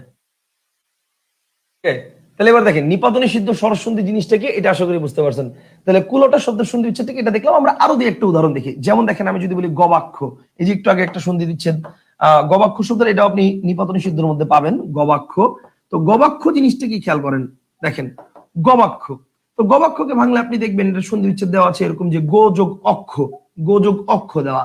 এখন চিন্তা করেন তো, গো মানে, মানে ও আছে ও, এখন এটা কেন ও আসলো? দেখেন, এই যে দেখেন, গবাক্ষ, অব, অব আছে না, অব। তাহলে অব থাকলে কি হয়? অব থাকলে ওকার হয়। এই মাত্র একটু আগে পড়ছেন, অব থাকলে হয় ওকার। তাহলে অবটা ছিল কার সাথে? গয়ের সাথে। তাহলে ওকার বসবে কার সাথে? গয়ের সাথে। তার মানে গো অর্থ, মানে গো যে বসবে এটা শিওর। এখন গোয়ের পরে কি বসবে? এখানে আছে আকার, কিন্তু আমার তো এখানে আকার দিলে হবে আক্ষ। আক্ষ শব্দের তো কোনো অর্থ নাই, ওয়ার্ডটা হচ্ছে অক্ষ। তো অক্ষ মানে কি? অক্ষ মানে চোখ। তার মানে ব্যাপারটা হচ্ছে আমি যদি এখানে এই মানে এই আকারটা না দিই তাইলে হচ্ছে আমার এটা মনে করেন যে তাইলে হচ্ছে আমার এখানে যদি আকারটা আমি না দিই, মনে করেন আমি যদি শুধু এইটুক দেই, আমি যদি শুধু এইটুক দেই গবক্ষ, তাইলে আমার এটা হচ্ছে মনে করেন সন্ধির নিয়ম অনুসারে এটা হবে, মানে এটা নিয়ম অনুসারে হইলো গো যোগ অক্ষ গবক্ষ। কিন্তু কথাটা হচ্ছে গবক্ষ শব্দটা তো না, মূল শব্দটা হচ্ছে গবাক্ষ। তার মানে কি এখানে একটা আকার আছে, এবং গবাক্ষ শব্দের অর্থ হচ্ছে জানালা, আর গো যোগ অক্ষ শব্দের অর্থ হচ্ছে গরুর চোখ। গো মানে গরু, অক্ষ মানে চোখ, তার মানে গরুর চোখ। তাহলে ব্যাপারটা হচ্ছে গবাক্ষ শব্দটা নিয়ম মতো হচ্ছে না, নিয়ম মতো হওয়ার কথা ছিল গবক্ষ, কিন্তু হয়েছে গবাক্ষ। তার মানে এটাও নিয়ম মানে নাই, এ কারণে এটাও নিপাত নিষিদ্ধ। মানে নিপাত নিষিদ্ধ মানে কি, যেটা নিয়ম মানবে না, সিম্পল হিসাব। কথা বুঝতে পারছেন? আচ্ছা এবার আসেন, এবার আসেন এই পর্যন্ত আশা করি ক্লিয়ার, এই পর্যন্ত আশা করি ক্লিয়ার। এরপর আসেন দেখেন কুলোটা শব্দের অর্থটা হচ্ছে কুজো গটা কুলোটা, তারপর হচ্ছে গবাক্ষ হচ্ছে গোযোগ অক্ষ গবাক্ষ। এই পর্যন্ত আশা করি বুঝতে পারছেন। এরকম আরো যে সকল নিপাত নিষিদ্ধ স্বরসন্ধি আছে, আমি কিন্তু জাস্ট দুই একটা স্যাম্পল দেখাই দিলাম, এরপরে বাকিগুলো আপনারা কিন্তু নিজেরা বই থেকে পড়বেন, ঠিক আছে? যেমন দেখেন কুলোটা, গবক্ষ, মারতণ্ড, এই যে মারতণ্ড এটাও দেখাই দিয়ে আসেন। মারতণ্ড, মারতণ্ডকে যদি আমরা ভাঙি তাহলে কি পাচ্ছি দেখেন, মারতণ্ড। মারতণ্ডকে ভাঙলে আমরা পাচ্ছি হচ্ছে, মারতণ্ডকে ভাঙলে মার্ত, মার্ত যোগ অণ্ড যোগ অণ্ড। এখন চিন্তা করেন ভাই, মার্ত শব্দের লাস্টে একটা অ আছে, আবার অণ্ড শব্দের ফার্স্টে একটা অ আছে, তাহলে অ আর অ মিলে হওয়ার কথা ছিল আ। তার মানে রুলস অনুযায়ী মারতাণ্ড, কিন্তু মারতাণ্ড হইছে মারতণ্ড, তার মানে নিয়ম মানে নাই। দ্যাটস ইট, নিয়ম মানে নাই, এবং এই কারণে এটাকে বলবো নিপাত নিষিদ্ধ। তো এরকম নিপাত নিষিদ্ধ স্বরসন্ধি যেগুলো আছে, ওয়ার্ডগুলো একটু মেমোরাইজ করবেন। প্রথম কথা হচ্ছে এটা মুখস্থ করতে হবে। এর মুখস্থ করার প্রথম কারণটা হচ্ছে ভাই নিপাত নিষিদ্ধ মানে যেটা নিয়ম মানে না, তো যেটা নিয়ম মানে না সেটা নিয়ম দিয়ে বুঝাতে যাওয়ার চেষ্টা করাটা একটা বোকামি। তারপরও জিনিসটা হচ্ছে বেসিক নিয়ম, যে কোন নিয়মটা মানে না সেই নিয়মটা হচ্ছে আমি আপনাকে দেখাই দিছি। এইরকম করে আপনি দেখবেন বইয়ের মধ্যে পুরো চার্ট দেওয়া আছে নিপাত নিষিদ্ধ স্বরসন্ধি। আপনার কাছে যে বই আছে আপনি সেই বই থেকে নিপাত নিষিদ্ধ স্বরসন্ধি গুলো পড়ে নিতে পারেন।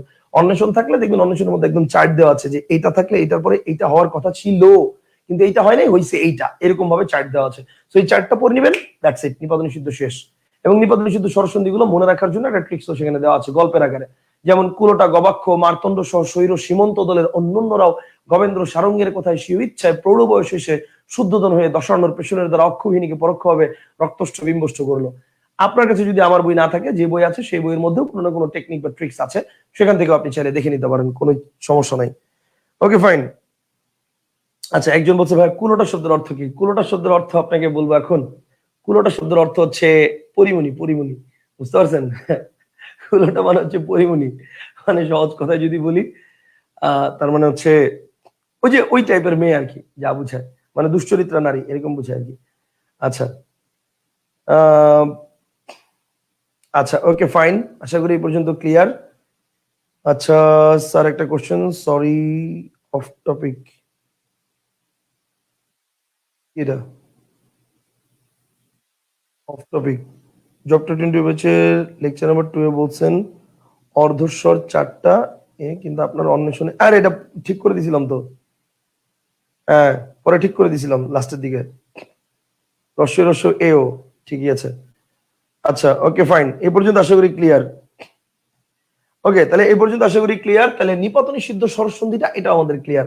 এখন দেখেন নিপাত নিষিদ্ধ স্বরসন্ধি এটাও ক্লিয়ার, তার মানে স্বরসন্ধি রিলেটেড আমাদের যত আলোচনা আছে সব শেষ। এবার আসেন তৎসম ব্যঞ্জন সন্ধি, এবার আসেন তৎসম ব্যঞ্জন সন্ধি। তৎসম ব্যঞ্জন সন্ধি এটা আমরা কিভাবে শিখবো, কোথা থেকে শিখবো? ওকে এবার আসেন তৎসম ব্যঞ্জন সন্ধির ব্যাপারটা হচ্ছে, ভালো করে বুঝেন, তৎসম ব্যঞ্জন সন্ধির ব্যাপারটা হচ্ছে এটা পুরো ম্যাথমেটিক্যাল টার্মস এর মাধ্যমে শিখবো আমরা, পুরো ম্যাথমেটিক্যাল টার্মস। আপনার কাছে মনে হবে তৎসম ব্যঞ্জন সন্ধি আপনি ম্যাথ করতেছেন, আপনি বাংলা ব্যাকরণ করতেছেন, আপনার কাছে মনে হবে না, ঠিক আছে? আপনার কাছে মনে হবে না যে আপনি বাংলা ব্যাকরণ করতেছেন, আপনার কাছে মনে হবে আপনি ম্যাথ করতেছেন। আসেন আমরা একটু দেখি। ওকে সাইদা তাসনিন বলছে অসতী, রাইট, অসতী নারী, ঠিক আছে, বা দুশ্চরিত্রা নারী, সেটা হচ্ছে কুলোটা। আচ্ছা তৎসম ব্যঞ্জনটা কি? তৎসম ব্যঞ্জনটা হচ্ছে আমরা একটু ক্লিয়ার করি। তৎসম ব্যঞ্জনের ব্যাপারটা হচ্ছে সিম্পল হিসাব যদি, মানে সিম্পল লজিকটা যদি বলি, তৎসম ব্যঞ্জনের ব্যাপারটা হচ্ছে এটা আমরা প্রথমে যেটা শিখবো সেটা হচ্ছে বর্গীয় বর্ণ রিলেটেড। তাহলে বর্গীয় বর্ণটা কি সেটা একটু আমাদের জানতে হবে। তাহলে বর্গীয় বর্ণটার লিস্ট আমি একটু লিখে নিই আগে। সেটা হচ্ছে প্রথমে মনে করেন ক, খ, গ, তারপর হচ্ছে ক, খ, দেন হচ্ছে গ, দেন ঘ, দেন উম, ক খ গ ঘ উম, ঠিক আছে, ক খ গ ঘ উম। আচ্ছা এরপরে কি, এরপর হচ্ছে মনে করেন চ, ছ, জ, ঝ, ইয়, চ ছ জ ঝ ইয়। তারপর হচ্ছে ট, ঠ, ড, ঢ, মূর্ধন্য। তারপর হচ্ছে ত, থ, দ, ধ, দন্তন্য। তারপর হচ্ছে প, ফ, ব, ভ, ম। এই হচ্ছে আমার টোটাল ক থেকে ম পর্যন্ত 25টা বর্গীয় বর্ণ। ঠিক আছে, ক থেকে ম পর্যন্ত টোটাল 25টা বর্গীয় বর্ণ, সেটা হচ্ছে আমার এখানে দেওয়া আছে। এখন এখানে মাথায় রাখতে হবে ডয়ের আরেকটা রূপ হচ্ছে ডয় বিন্দু র, আর ঢয়ের আরেকটা রূপই হচ্ছে ঢয় বিন্দু র, আর তয়ের আরেকটা রূপ হচ্ছে খণ্ডত্ব, আর ময়ের পরে এক্সট্রা একটা বর্ণ আসবে, সেটা হচ্ছে অনুস্বর। That's it. এই পর্যন্ত এটা আমাকে একটু মনে রাখতে হবে, এটা একটু মাথায় রাখতে হবে। সে ডয়ের একটা রূপ হচ্ছে ডয় বিন্দু র, ঢয়ের একটা রূপ হচ্ছে ঢয় বিন্দু র, ঢয়ের একটা রূপ হচ্ছে ঢয় বিন্দু র, তারপর হচ্ছে তয়ের একটা রূপ হচ্ছে খণ্ডত্ব, আর ম অনুস্বর হিসেবে এক্সট্রা বসবে আলাদা। ঠিক আছে, ম হচ্ছে অনুস্বর হিসেবে আলাদা এক্সট্রা বসবে। ওকে, এখন এখন আপনাকে একটু মাথায় রাখতে হবে এটা কি, এটা হচ্ছে 1 নম্বর কলাম। মানে এটা কি, এটা হচ্ছে 1 নম্বর কলাম। এটা কি, এটা হচ্ছে 1 নম্বর কলাম, ভালো করে বুঝেন। এটা হচ্ছে 1 নম্বর কলাম। এরপরে এটা হচ্ছে 2, এটা 2, এটা 3, ঠিক আছে, এটা 3, এটা হচ্ছে 4, আর এটা হচ্ছে 5। ওকে, এটা হচ্ছে 5। তো এখন ব্যাপারটা হচ্ছে, এটা হচ্ছে সিম্পলি যদি বলি, এটা হচ্ছে 1, এটা হচ্ছে 2, এটা 3, এটা 4, এটা 5। এবার এই নিয়মটাকে মাথায় রেখে আমরা কিভাবে সন্ধি শিখবো সেটা একটু দেখবো। এই নিয়মটাকে মাথায় রেখে আমরা কিভাবে সন্ধি শিখবো সেটা একটু দেখবো। তো এটা আমি ছোট করে এখানে রাখলাম, এই নিয়মটা আমি ছোট করে এখানে রাখলাম, এটা ছোট করে এখানে রাখলাম। এবার আসেন আমি দেখি সন্ধির একটা একটা করে নিয়ম শিখবো। আসেন আমরা নিয়ম শিখি। নিয়ম নাম্বার 1, আসেন নিয়ম নাম্বার 1 কি, টেক 1। আসেন টেক 1 মানে টেকনিক 1। ওকে, তাহলে টেক 1, আসেন টেক 1 কি, টেক 1 হচ্ছে লিখেন 3 = 1, শেষ। 3 = 1। এখন প্রশ্ন হচ্ছে ভাই 3 = 1 মানে কি? মানে যদি দেখেন সন্ধিবদ্ধ শব্দের কোন জায়গায় 3 নাম্বার কলামের কিছু একটা আছে। কত নাম্বার কলাম? 3 নাম্বার কলামের কোনো কিছু একটা আছে। 3 নাম্বার কলাম মানে কি ভাই? মানে ব্যাপারটা হচ্ছে যদি দেখেন সন্ধিবদ্ধ শব্দের কোন জায়গায় এইটা আছে, এই যে এটা গ, জ, ড, দ, ব, এই যে 3 নাম্বার কলামের কোনো কিছু একটা আছে, যদি দেখেন সন্ধিবদ্ধ শব্দের মধ্যে কোন জায়গায় এটা আছে, তাহলে চোখ বন্ধ করে এটার পরিবর্তে 1 নাম্বার কলাম বসাই দিবেন। চোখ বন্ধ করে এটার পরিবর্তে 1 নাম্বার কলাম বসাই দিবেন। মানে কি ভাই? মানে ব্যাপারটা হচ্ছে যদি দেখেন কোন জায়গায় গ আছে, তাহলে ক বসাই দিবেন।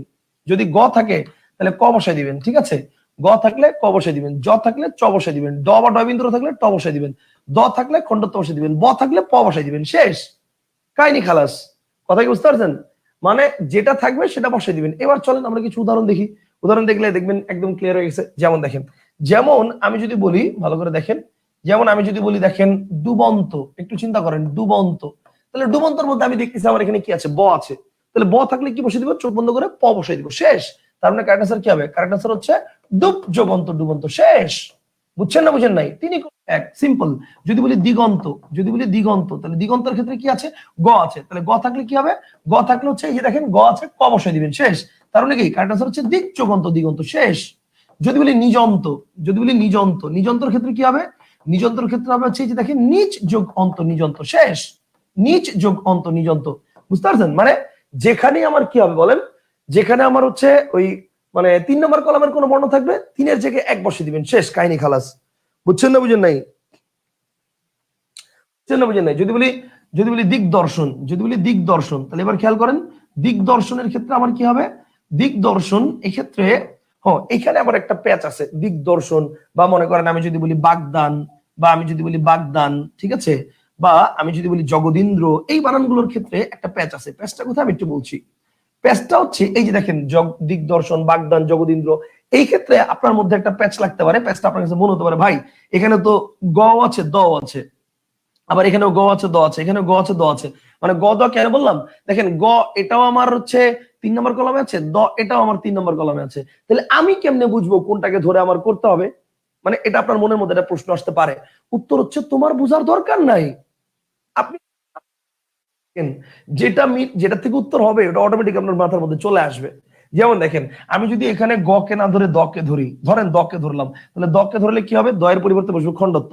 তাহলে দিগদর্শনে এখানে গ কে মানে দ কে যদি ধরি, তাহলে কারেক্ট আনসার কি হবে, কারেক্ট আনসার হবে দিগত যোগ তারপর হচ্ছে মানে শয়রেফ ন। এখন আপনি বলেন দিগতের কোনো অর্থ আছে না, শয়রেফ ন এর কোনো অর্থ আছে? হবে? হবে না। তার মানে কি, তার মানে আমার এটা ভুল, তার মানে আমার এটা ভুল, এটা এটা কারেক্ট না। তার মানে আমার এটা কি হবে, কারেক্ট আনসার হচ্ছে আমার এখানে গ কে ধরতে হবে। গ কে ধরলে কি হবে, গ কে ধরলে হবে হচ্ছে দিক যোগ দর্শন, দিগদর্শন। শেষ। দিকযুগ দর্শন। এখন বাগদানের ক্ষেত্রে এখানেও ঠিক সেম গ কে ধরতে হবে। আপনি দ কে ধরলে হবে বাগত যোগান, হয় না। গ কে ধরেন তাহলে হবে হচ্ছে কি, তাহলে হবে হচ্ছে বাক যোগদান। গ কে ধরেন তাহলে হবে হচ্ছে বাক যোগদান, বাক যোগদান, বাক যোগদান, বাগদান শেষ। কিন্তু এখানে কিন্তু দেখেন আপনি আবার দ কে ধরতে হবে। এখানে যদি আপনি গ কে ধরেন তাহলে হবে জক, জক যোগ দিন্দ্র, এটা হবে। তো জকের কোনো অর্থ নাই, দিন্দ্রর অর্থ নাই। এখানে দ কে যদি ধরেন তাইলে কারেক্ট আনসার হবে দেখেন জগৎ যোগ ইন্দ্র, জগৎ ইন্দ্র। কথা কি বুঝতে পারছেন? জগৎ যোগ ইন্দ্র, জগৎ ইন্দ্র। কনসেপ্টটা কি ক্লিয়ার? আই বলেন, বুঝছেন না বুঝেন নাই? পুরোপুরি বলেন, বুঝছেন না বুঝেন নাই বলেন।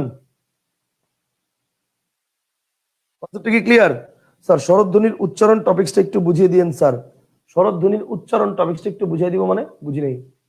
শরৎধ্বনির উচ্চারণ, ও আচ্ছা আচ্ছা ঠিক আছে, ওকে। শরৎধ্বনির উচ্চারণ তাহলে ওই অনুনাসিক আনুনাসিকের পরে বুঝিয়ে দিব না এটা। এ পর্যন্ত কি ক্লিয়ার হইছেন?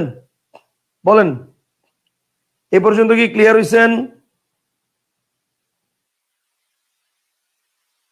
আমাকে একটু জানান, পুরোপুরি ক্লিয়ার? একদম পুরো ক্রিস্টাল ক্লিয়ার? একদম পুরো ক্রিস্টাল ক্লিয়ার?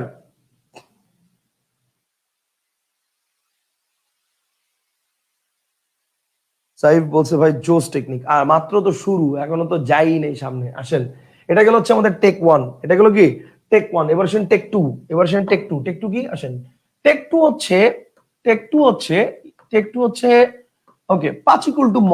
টেক টু হচ্ছে 5 ইকুয়াল টু ম। এখন প্রশ্ন হচ্ছে ভাই 5 ইকুয়াল টু ম মানে কি? মানে যদি দেখেন যে সন্ধিবদ্ধ শব্দের কোন জায়গায় এই 5 নম্বর কলমের কোন একটা কিছু আছে, 5 নম্বর কলমের কোন একটা কিছু আছে, তাহলে কি হবে? চোখ বন্ধ করে 5 নম্বর কলমের এটার পরিবর্তে বসে যাবে ম। যেমন যেমন দেখেন, যেমন আমি যদি বলি, খেয়াল করেন, আমি যদি বলি আমি যদি বলি সংসার, তাহলে এবার চিন্তা করেন সংসার, তাহলে অনুস্বর আছে না? তাহলে অনুস্বরের পরিবর্তে ম বসে যাবে। তার মানে কারেক্ট আনসার কি হবে? সংযোগ সার, সংসার শেষ। আমি যদি বলি অহংকার, তাহলে এবার চিন্তা করেন অহংকার, তাহলে এবার অহংকারের ক্ষেত্রে কি হবে? অনুস্বর আছে। তার মানে কারেক্ট আনসার হবে হচ্ছে অহং যোগকার, অহংকার শেষ। বুঝছেন না বুঝেন নাই? সংযোগ সার, সংসার, অহং যোগকার, অহংকার। যদি বলি আমি শঙ্কা, যদি বলি আমি শঙ্কা, তাহলে এবার চিন্তা করেন শঙ্কার ক্ষেত্রে কি হবে? উমা আছে। তার মানে কারেক্ট আনসার হবে হচ্ছে সংযোগকার, শঙ্কা শেষ। বুঝছেন না বুঝেন নাই? সিম্পল। মানে যদি দেখেন 5 নাম্বার কলমের কিছু একটা আছে, তাহলে 5 এর পরিবর্তে ম বসে দিবেন, শেষ। অহম যোগকার, অহংকার, ঠিক আছে? অহম যোগকার, অহংকার, তারপর হচ্ছে কি? তারপর হচ্ছে সমযোগকার, শঙ্কা, সংযোগ সার, সংসার। আশা করি ক্লিয়ার, আশা করি এই পর্যন্ত ক্লিয়ার, আশা করি কোনো প্রবলেম নাই, আশা করি এই পর্যন্ত ক্লিয়ার। আরিফ তুষার বলছে ভাই মাঝে মাঝে শব্দ বন্ধ হয়ে যায়। কি বলেন? শব্দ তো বন্ধ হওয়ার কথা না। আচ্ছা ওকে ফাইন। এরপর দেখেন, এরপর হচ্ছে টেক থ্রি। টেক থ্রি কি? আসেন টেক থ্রি, এটার ব্যাপারটা হচ্ছে এরকম যে টেক থ্রি ব্যাপারটা হচ্ছে এরকম, যদি দেখেন এটা ভালো করে একটু বুঝতে হবে, এটা ভালো করে না বুঝলে ধরা খাবেন। এটা হচ্ছে 5-5 ইকুয়াল টু 1-5। এখন প্রশ্ন হচ্ছে ভাই 5-5 ইকুয়াল টু 1-5 মানে কি?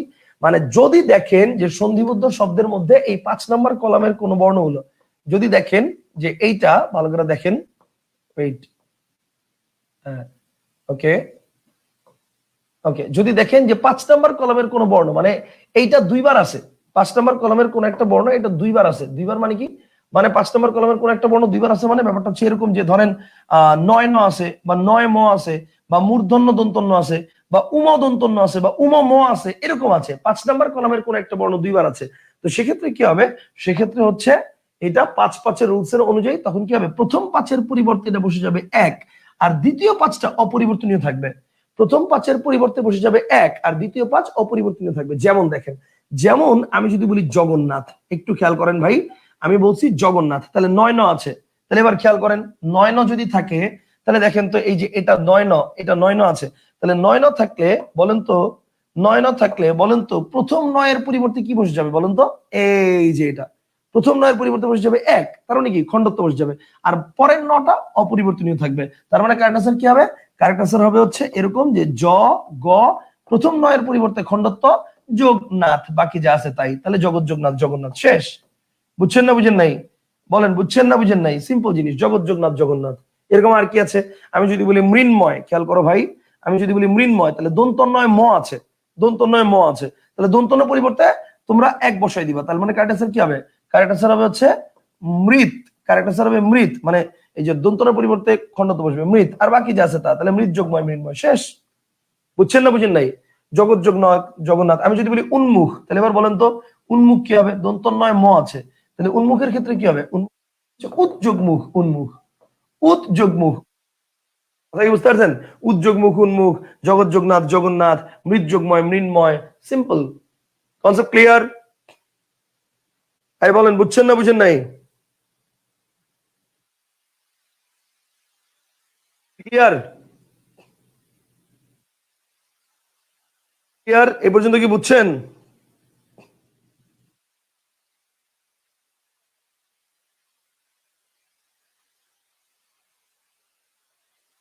আচ্ছা 4G 5G ultra HD clear আছে, এত ক্লিয়ার দরকার নাই, পুরোপুরি পড়াটা বুঝছেন কিনা এটা হচ্ছে কথা। আচ্ছা জি ভাইয়া ক্লিয়ার ক্লিয়ার ক্লিয়ার, আলহামদুলিল্লাহ ক্লিয়ার, ঠিক আছে, thank you. Okay fine. Sir স্ত্রী শব্দে কয়টি বর্ণ আছে? স্ত্রী শব্দ বের করার সময় বের করার টেকনিক জানি, কিন্তু বর্ণ বের করবো কিভাবে? অফ টপিক প্রশ্ন করার জন্য দুঃখিত। আচ্ছা ঠিক আছে, আমাদের এমনিতে আলোচনা করা শেষ, আমরা এই সম্পর্কিত আলোচনাগুলো এখন দেখব। তবে আমাদের আলোচনা একটু বাকি আছে এই টপিক রিলেটেড, সেটা করে তারপর আমরা হচ্ছে মানে এটা টোটাল হচ্ছে 7টা টেকনিক আছে ব্যঞ্জন সন্ধির। আজকে 3টাই আলোচনা করব, কালকের ক্লাসে মানে আগামীকালকের ক্লাসে আমরা হচ্ছে ব্যঞ্জন ধ্বনির বাকি যে 3টা আছে ওই 3টা আর হচ্ছে বিসর্গ সন্ধি নিয়ে আলোচনা করে সন্ধি টপিকটা আমরা শেষ করে দিব কালকেই, বুঝতে পারছেন? কালকের টপিক কালকের ক্লাসে আমরা সন্ধি টপিকটা শেষ করে দিব। তো আমি একটু আপনাদেরকে ওই অনেকের কিছু কিছু কোশ্চেন ছিল আগের ক্লাসের অন্যান্য টপিকের, সেগুলোর উত্তর দিচ্ছি। তার আগে একটু বলি এই টপিকের কিছু ব্যতিক্রম আছে, ব্যতিক্রম একটু বলি। ব্যাপারটা হচ্ছে এই যে জগন্নাথ মৃন্ময়, ঠিক আছে, জগন্নাথ মৃন্ময় বা উন্মুখ, এগুলো আপনার ঠিকই মিলতেছে, কিন্তু 3টা জিনিসে মিলবে না। একটা হচ্ছে সন্ন্যাস, একটা হচ্ছে সন্ন্যাস, একটা হচ্ছে একটা হচ্ছে একটা হচ্ছে সন্ন্যাস, একটা হচ্ছে সন্ন্যাস, আর এটা কি, আরেকটা হচ্ছে কিন্নর, আরেকটা হচ্ছে কিন্নর, একটা হচ্ছে কিন্নর, আর আরেকটা হচ্ছে সন্ন্যাস কিন্নর, আর আরেকটা হচ্ছে হচ্ছে সম্মান, সম্মান, সন্ন্যাস সম্মান কিন্নর। এই 3টাতে মিলবে না, অর্থাৎ এই 3টাতে আছে কিন্তু 9 9 9 9 ময় ম, মানে 5 5 রুলস আছে, বাট এই 3টার ক্ষেত্রে আপনাকে বসাতে হবে 5 = ম, ওই রুলসটা, অর্থাৎ 2 নম্বর রুলস। কারণ এই 3টার ক্ষেত্রে আপনি যদি 5 5 রুলস বসেন তাহলে এটা হবে সৎযোগ নাশ, এটা অ্যাকচুয়ালি সৎযোগ নাশ না, এটা হচ্ছে সমযোগ নাশ, সন্ন্যাস, মানে 2 নম্বর রুলস অ্যাপ্লাই করতে হবে। ঠিক সেম কিম যোগ নর কিন্নর, 2 নম্বর রুলস অ্যাপ্লাই করতে হবে। এটা হচ্ছে সমযোগ মান সম্মান, 2 নম্বর রুলস অ্যাপ্লাই করতে হবে। 3 নম্বর রুলস অ্যাপ্লাই করলে এটা কিন্তু হবে সব যোগ মান, সপের কোনো অর্থ নাই। কথা কি বুঝতে পারছেন? এই 3টা হচ্ছে ব্যতিক্রম, সন্ন্যাস কিন্নর সম্মান। কিন্তু এছাড়া অন্য যে কোনো কিছু যদি বসে, যেমন দেখেন আমি যদি বলি বাংময়, খেয়াল করেন, আমি যদি বলি বাংময়, দেখেন এই যে বাংময় বলছি, বাংময়, তাহলে বাংময়ের ক্ষেত্রে কি বসছে? উম আছে আর ম আছে, তাহলে উম আর ম ক্ষেত্রে ম বসলে কি হবে? উমর পরিবর্তে এক বসে যাবে, তাহলে উমর পরিবর্তে এক বসলে কি হবে? কারেন্ট আনসার হবে বাক যোগময় বাংময়, শেষ। বুঝছেন না বুঝেন নাই? Simple concept, clear? আশা করি বুঝতে পারছেন। আচ্ছা এইবার আপনাদের কিছু কোশ্চেন আছে, কোশ্চেনগুলোর একটু উত্তর দেই। ওকে, হ্যাঁ কোশ্চেন আছে, কোশ্চেনগুলোর একটু উত্তর দেই। যেমন আতিকুর রহমান বলছে স্ত্রী শব্দে কয়টি বর্ণ আছে? দেখেন স্ত্রী শব্দে কয়টি বর্ণ আছে, একটা হচ্ছে দন্ত স, একটা হচ্ছে ত, একটা হচ্ছে র, আর আরেকটা হচ্ছে দীর্ঘই। স্ত্রী শব্দে 4টি বর্ণ আছে, এর মধ্যে 3টা হচ্ছে ব্যঞ্জন বর্ণ, একটা হচ্ছে স্বরবর্ণ, শেষ। কথা কি বুঝতে পারছেন? স্ত্রী শব্দে কয়টি বর্ণ আছে, আপনি যখন এরকম কোশ্চেন আসবে তখন ওয়ার্ড গুলাকে একদম ভেঙে ফেলবেন, ভেঙে ফেলে দেখবেন কয়টা বর্ণ আছে। এটার মধ্যে আছে হচ্ছে দন্ত স, ত, র এবং দীর্ঘিকার, 3টা আছে ব্যঞ্জন বর্ণ, একটা হচ্ছে স্বরবর্ণ, শেষ। আমি কি বুঝতে পারছি? আতিকুর রহমান ভাই আশা করি আপনার প্রশ্নের উত্তর পেয়েছেন। আচ্ছা আতিকুর রহমান ভাইয়ের প্রশ্নের উত্তর পেয়েছেন। এবার আরেকটা প্রশ্ন ছিল, প্রশ্ন ছিল হচ্ছে এই যে আনুনাসিক স্বরবর্ণের ব্যাপারটা, আনুনাসিক স্বরবর্ণের ব্যাপারটা একটু ক্লিয়ার করি। ব্যাপারটা হচ্ছে আমি প্রথমে তো আপনাদেরকে পড়িয়েছিলাম যে নাসিক্য বর্ণ নাসিক্য ধ্বনি জিনিসটা কি। নাসিক্য বর্ণ এটা হচ্ছে নাসিক্য বর্ণ, এটা বলেছিলাম হচ্ছে আমি নাসিক্য বর্ণ বলেছিলাম হচ্ছে 7টি, কিন্তু নাসিক্য ধ্বনি যদি বলি তাহলে নাসিক্য ধ্বনির ক্ষেত্রে সেক্ষেত্রে বলেছিলাম হচ্ছে 3টি, নাসিক্য ধ্বনির ক্ষেত্রে বলেছিলাম 3টি। এখন অনুনাসিক আর আনুনাসিকের ব্যাপারটা কি, এটা আমি আমার যতটুকু মনে পড়ে ক্লিয়ার করেছিলাম। ওকে, যতটুকু মনে পড়ে আমি ক্লিয়ার করেছিলাম, যদি না ক্লিয়ার করে থাকি তাহলে ব্যাপারটা খেয়াল করেন। অনুনাসিক আর আনুনাসিক এটার ব্যাপারটা একটু ক্লিয়ার করি, শুনেন। অনুনাসিক আর আনুনাসিক, আনুনাসিকের ব্যাপারটা হচ্ছে এরকম, অনুনাসিক এটার অর্থ অভিধানের মধ্যে এরকম দেওয়া আছে যে নাসিকার সাহায্যে উচ্চার্য, খেয়াল করেন এটা দেওয়া আছে নাসিকার সাহায্যে, নাসিকার সাহায্যে, সাহায্যে উচ্চার্য, নাসিকার সাহায্যে উচ্চার্য। আর এটা দেওয়া আছে নাসিকার সাহায্যে উচ্চারিত, এটা দেওয়া আছে নাসিকার সাহায্যে উচ্চারিত, নাসিকার সাহায্যে উচ্চারিত। এখন দুইটার মধ্যে ডিফারেন্সটা কি একটু বুঝেন, ডিফারেন্সটা না বুঝতে পারলে আপনি সন্ধি মানে এই এই অনুনাসিক আর অনুনাসিক জিনিসটা ধরতে পারবেন না। নাসিকার সাহায্যে উচ্চার্য জিনিসটা কি আর নাসিকার সাহায্যে উচ্চারিত জিনিসটা কি, এটা একটু বুঝেন। এটা না বুঝলে আপনি ধরতে পারবেন না, ব্যাপারটা খেয়াল করেন। আমি যদি বলি নাসিকার সাহায্যে উচ্চার্য, উচ্চার্য মানে কি, এটা রীতি, উচ্চারণ করতে হবে, এটা নিয়ম। কিন্তু এটা কি, এটা হচ্ছে উচ্চারিত, মানে নিয়ম না কিন্তু আপনি করছেন, নিয়ম না কিন্তু আপনি করছেন। যেমন মনে করেন হচ্ছে এরকম যে আমি বললাম আজ শুক্রবার, আজ শুক্রবার, আজ শুক্রবার চলো ঘুরতে যাই, আজ শুক্রবার চলো ঘুরতে যাই, একটা বাক্য বললাম যে আজ শুক্রবার চলো ঘুরতে যাই। এই পুরা বাক্যে একটাও কি নাসিক্য বর্ণ আছে? নাই। কিন্তু দেখবেন অনেকে আছেন একটু নাক দিয়ে কথা বলে, মনে করেন সব চন্দ্রবিন্দু দিয়ে কথা বলতেছেন, ঠিক আছে, মনে করেন অনেকে আছে, বিশেষ করে মেয়েদের ক্ষেত্রে সাধারণত বেশি হয়, বিশেষ করে মেয়েদের ক্ষেত্রে এটা বেশি হয়। তো মনে করেন আপনাকে কেউ কোশ্চেন করছে যে, মানে বলছে যে আজ শুক্রবার চলো ঘুরতে যাই, এই যে বলছে যে আজ শুক্রবার চলো ঘুরতে যাই, এটা হচ্ছে আপনি নাসিকার সাহায্যে উচ্চারণ করছেন, কিন্তু উচ্চারণ করার নিয়ম নাই, আপনি করছেন। তো এটা হচ্ছে আনুনাসিক, এটা হচ্ছে কি আনুনাসিক, নিয়ম নাই। সো আর অনুনাসিক হচ্ছে নাসিকার সাহায্যে উচ্চার্য, উচ্চার্য মানে কি অ্যাকচুয়ালি এইটা বা এইটা। তার মানে সহজ কথা হচ্ছে এই নাসিক্য বর্ণ এটারই অপর নাম হচ্ছে অনুনাসিক বর্ণ। অনুনাসিক বর্ণ বললে ওই 7টাই, আর অনুনাসিক ধ্বনি বললে ওই 3টাই হবে। আমি কি বুঝতে পারছি? অনুনাসিক বর্ণ বা ধ্বনি বললে ওইটাই হবে। আশা করি ক্লিয়ার। তবে যদি প্রশ্ন করে যে অনুনাসিক স্বরধ্বনি কয়টি, যদি প্রশ্ন করে অনুনাসিক স্বরধ্বনি কয়টি, অনুনাসিক স্বরধ্বনি যদি এরকম কোশ্চেন হয় যে অনুনাসিক স্বরধ্বনি কয়টি, তো এই ক্ষেত্রে মনে রাখতে হবে মৌলিক স্বর যে 7টা আছে, অর্থাৎ অ আ ই উ এ ও, অ আ ই উ এ ও, এ ও, এই যে মৌলিক স্বর 7টা আছে, এই মৌলিক স্বর 7টার উপরে চন্দ্রবিন্দু দিয়ে এই 7টাকে অভিধানে বলা হয়েছে অনুনাসিক স্বরধ্বনি। এই কারণে অনুনাসিক স্বরধ্বনি যদি প্রশ্ন করে কারেক্ট আনসার হবে 7টা। আমি কি বুঝতে পারছি? অনুনাসিক ধ্বনি না, অনুনাসিক স্বরধ্বনি যদি প্রশ্ন করে কারেক্ট আনসার হবে 7টা। আশা করি বুঝতে পারছেন। আচ্ছা, একজন বলছে স্যার নাচ জামাই এটা কোন নিয়মে হয়েছে? নাচ জামাই এটা যে নিয়মে হয়েছে সেই নিয়ম আজকে আমরা পড়ি নাই এখনো, নেক্সট ক্লাসে দেখবেন এই নিয়ম পড়বো। কাঁদুনি, চিরুনি, ভক্ত, বৈঠক, দর্শক এর একটাও সন্ধি সাধিত না, এগুলো সব প্রত্যয় সাধিত। ভক্ত ভসযোগ, বৈঠক বৈঠযোগ নক, চিরুনি চিরযোগ উনি, কাঁদুনি কাজযোগ উনি, দর্শক দৃশযোগ নক, এগুলো দৃশযোগ অক, এগুলো সব প্রত্যয় সাধিত শব্দ। বুঝতে পারছেন? সন্ধি অধ্যায় পড়ার সাথে সাথে প্রত্যয় অধ্যায়টা পড়তে পারলেও বেটার, কারণ প্রত্যয় অধ্যায়টা মানে আর সন্ধি অধ্যায়টা দুইটার মধ্যেই দেখবেন অনেক মানে মিল আছে। ওকে, আশা করি এই পর্যন্ত বুঝতে পারছেন। আচ্ছা, ওকে, তাহলে অনুনাসিক স্বরধ্বনি জিনিসটা কি এটা আমাদের ক্লিয়ার হয়েছে। আরেকটা ব্যাপার নাকি আপনাদের বাকি ছিল, সেটা হচ্ছে অনেক বললেন, মানে যিনি বলছেন কমেন্ট করছেন যে ভাইয়া ওই মূল ধ্বনির যে ব্যাপারটা সেটার ব্যাপারটা একটু ক্লিয়ার করেন, এটা ক্লিয়ার করা হয়নি। আমার যতটুকু মনে পড়ে ক্লিয়ার করছি, তারপরে বলে দিচ্ছি। সেটা হচ্ছে যদি বলে বাংলা ভাষায় স্বরধ্বনি কয়টা, কারেক্ট আনসার হচ্ছে স্বরধ্বনি হচ্ছে 7টা, স্বরধ্বনি হচ্ছে 7টা। আর যদি বলে ব্যঞ্জন ধ্বনি কয়টা, তো ব্যঞ্জন ধ্বনি হচ্ছে ব্যঞ্জন ধ্বনি হচ্ছে 30টা, ব্যঞ্জন ধ্বনি হচ্ছে 30টা। যদি বলি তাহলে ব্যঞ্জন বর্ণ কয়টা, ব্যঞ্জন বর্ণ 39টা, কিন্তু ব্যঞ্জন ধ্বনি কয়টা, ব্যঞ্জন ধ্বনি 30টা। তাহলে কোন 9টাকে ব্যঞ্জন বর্ণ বলা হয় সেটা নিয়ে আমরা ব্যঞ্জন বর্ণের ক্লাসে ডিটেইলস আলোচনা করেছি। তাহলে ব্যঞ্জন ধ্বনি 30টা, স্বরধ্বনি 7টা, তাহলে মোট কয়টা হলো? মোট হচ্ছে 37টা। মোট কয়টা? 37টা। মোট কয়টা? মোট হচ্ছে 37টা।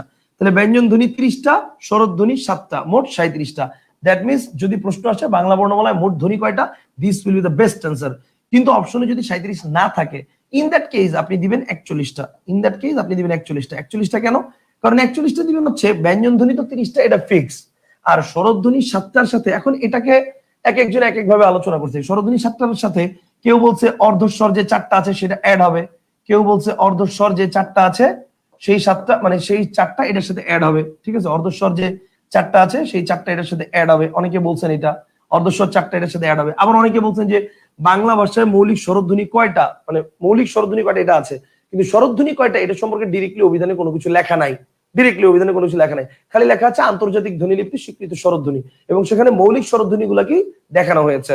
সেই কারণে যদি বলে যে মানে স্বরবর্ণ কয়টা, তাহলে 11টা, কিন্তু স্বরধ্বনি কয়টা এই সম্পর্কে ডিরেক্টলি যেহেতু কিছু বলা নাই, তো বেস্ট অ্যান্সার আমরা 7টাই দিব, কিন্তু ডিরেক্টলি যেহেতু কিছু বলা না থাকলে আমরা টোটাল যে 11টা আছে সেই 11টাই ধরবো। সেই লজিকে ব্যঞ্জন ধ্বনি হচ্ছে 30টা আর স্বরধ্বনি 11টা, সেই লজিকে এটা হচ্ছে 41টা।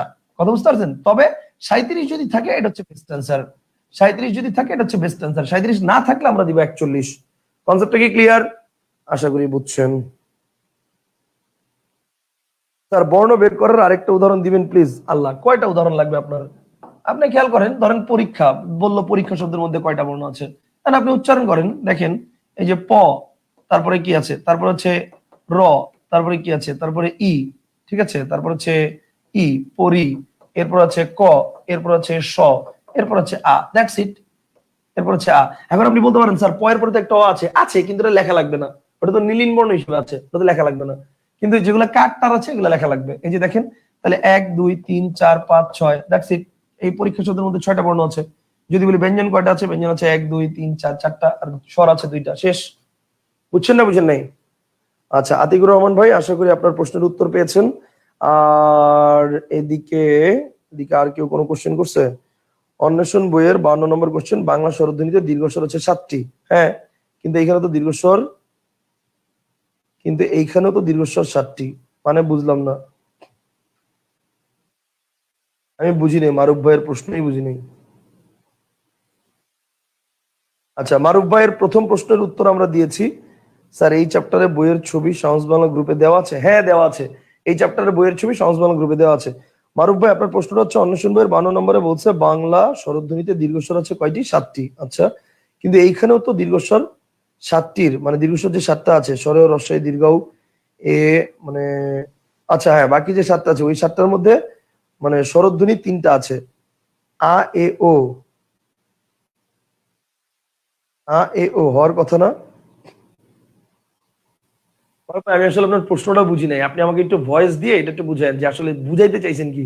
আমি আসলে আপনার প্রশ্নটা বুঝি নাই, আপনি একটু আমাকে মানে ইনবক্সে ভয়েস দিয়ে বুঝায়েন। বাংলা ব্যঞ্জন ধ্বনির মূল, বাংলা ভাষার ব্যঞ্জন ধ্বনিমূলের সংখ্যা 34টা, এটা একটু বুঝিয়ে দেন ভাই। বাংলা ভাষায় ব্যঞ্জন ধ্বনিমূলের সংখ্যা 34টা, এটা হচ্ছে ডক্টর সুনীতি কুমার চট্টোপাধ্যায় বলছে। তো সুনীতি কুমার চট্টোপাধ্যায় বলছে ব্যঞ্জন ধ্বনিমূলের সংখ্যা হচ্ছে এই যে 30টা আছে, এই 30টার সাথে অর্ধস্বর 4টাকে যোগ করে ব্যঞ্জন ধ্বনিমূল হচ্ছে 34টা বানাইছে। মানে বললাম না, এটা নিয়ে দ্বিমত আছে ভাই, এক একজন লেখক এক এক ভাবে তাদের মতামত করে বর্ণনা করছে। ব্যঞ্জন ধ্বনি 30টা, এটা বলছে হচ্ছে পবিত্র সরকার স্যার।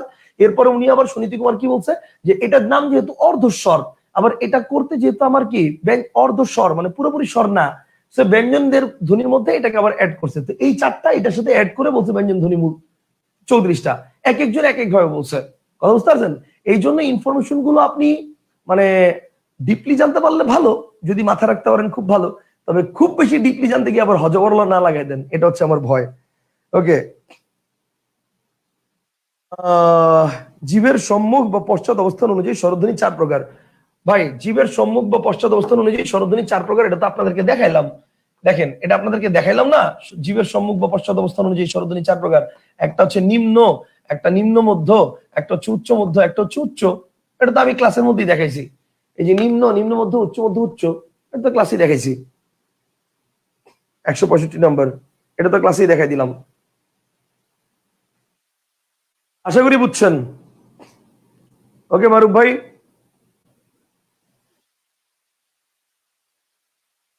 ওকে, তাহলে আজকের মতো এখানে ইতি। আগামীকালকে আমরা ক্লাসে সন্ধিটা পুরোটা শেষ করে দিব। ঠিক আছে?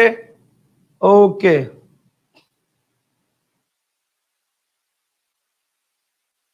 আল্লাহ হাফেজ, আসসালামু আলাইকুম, বাই।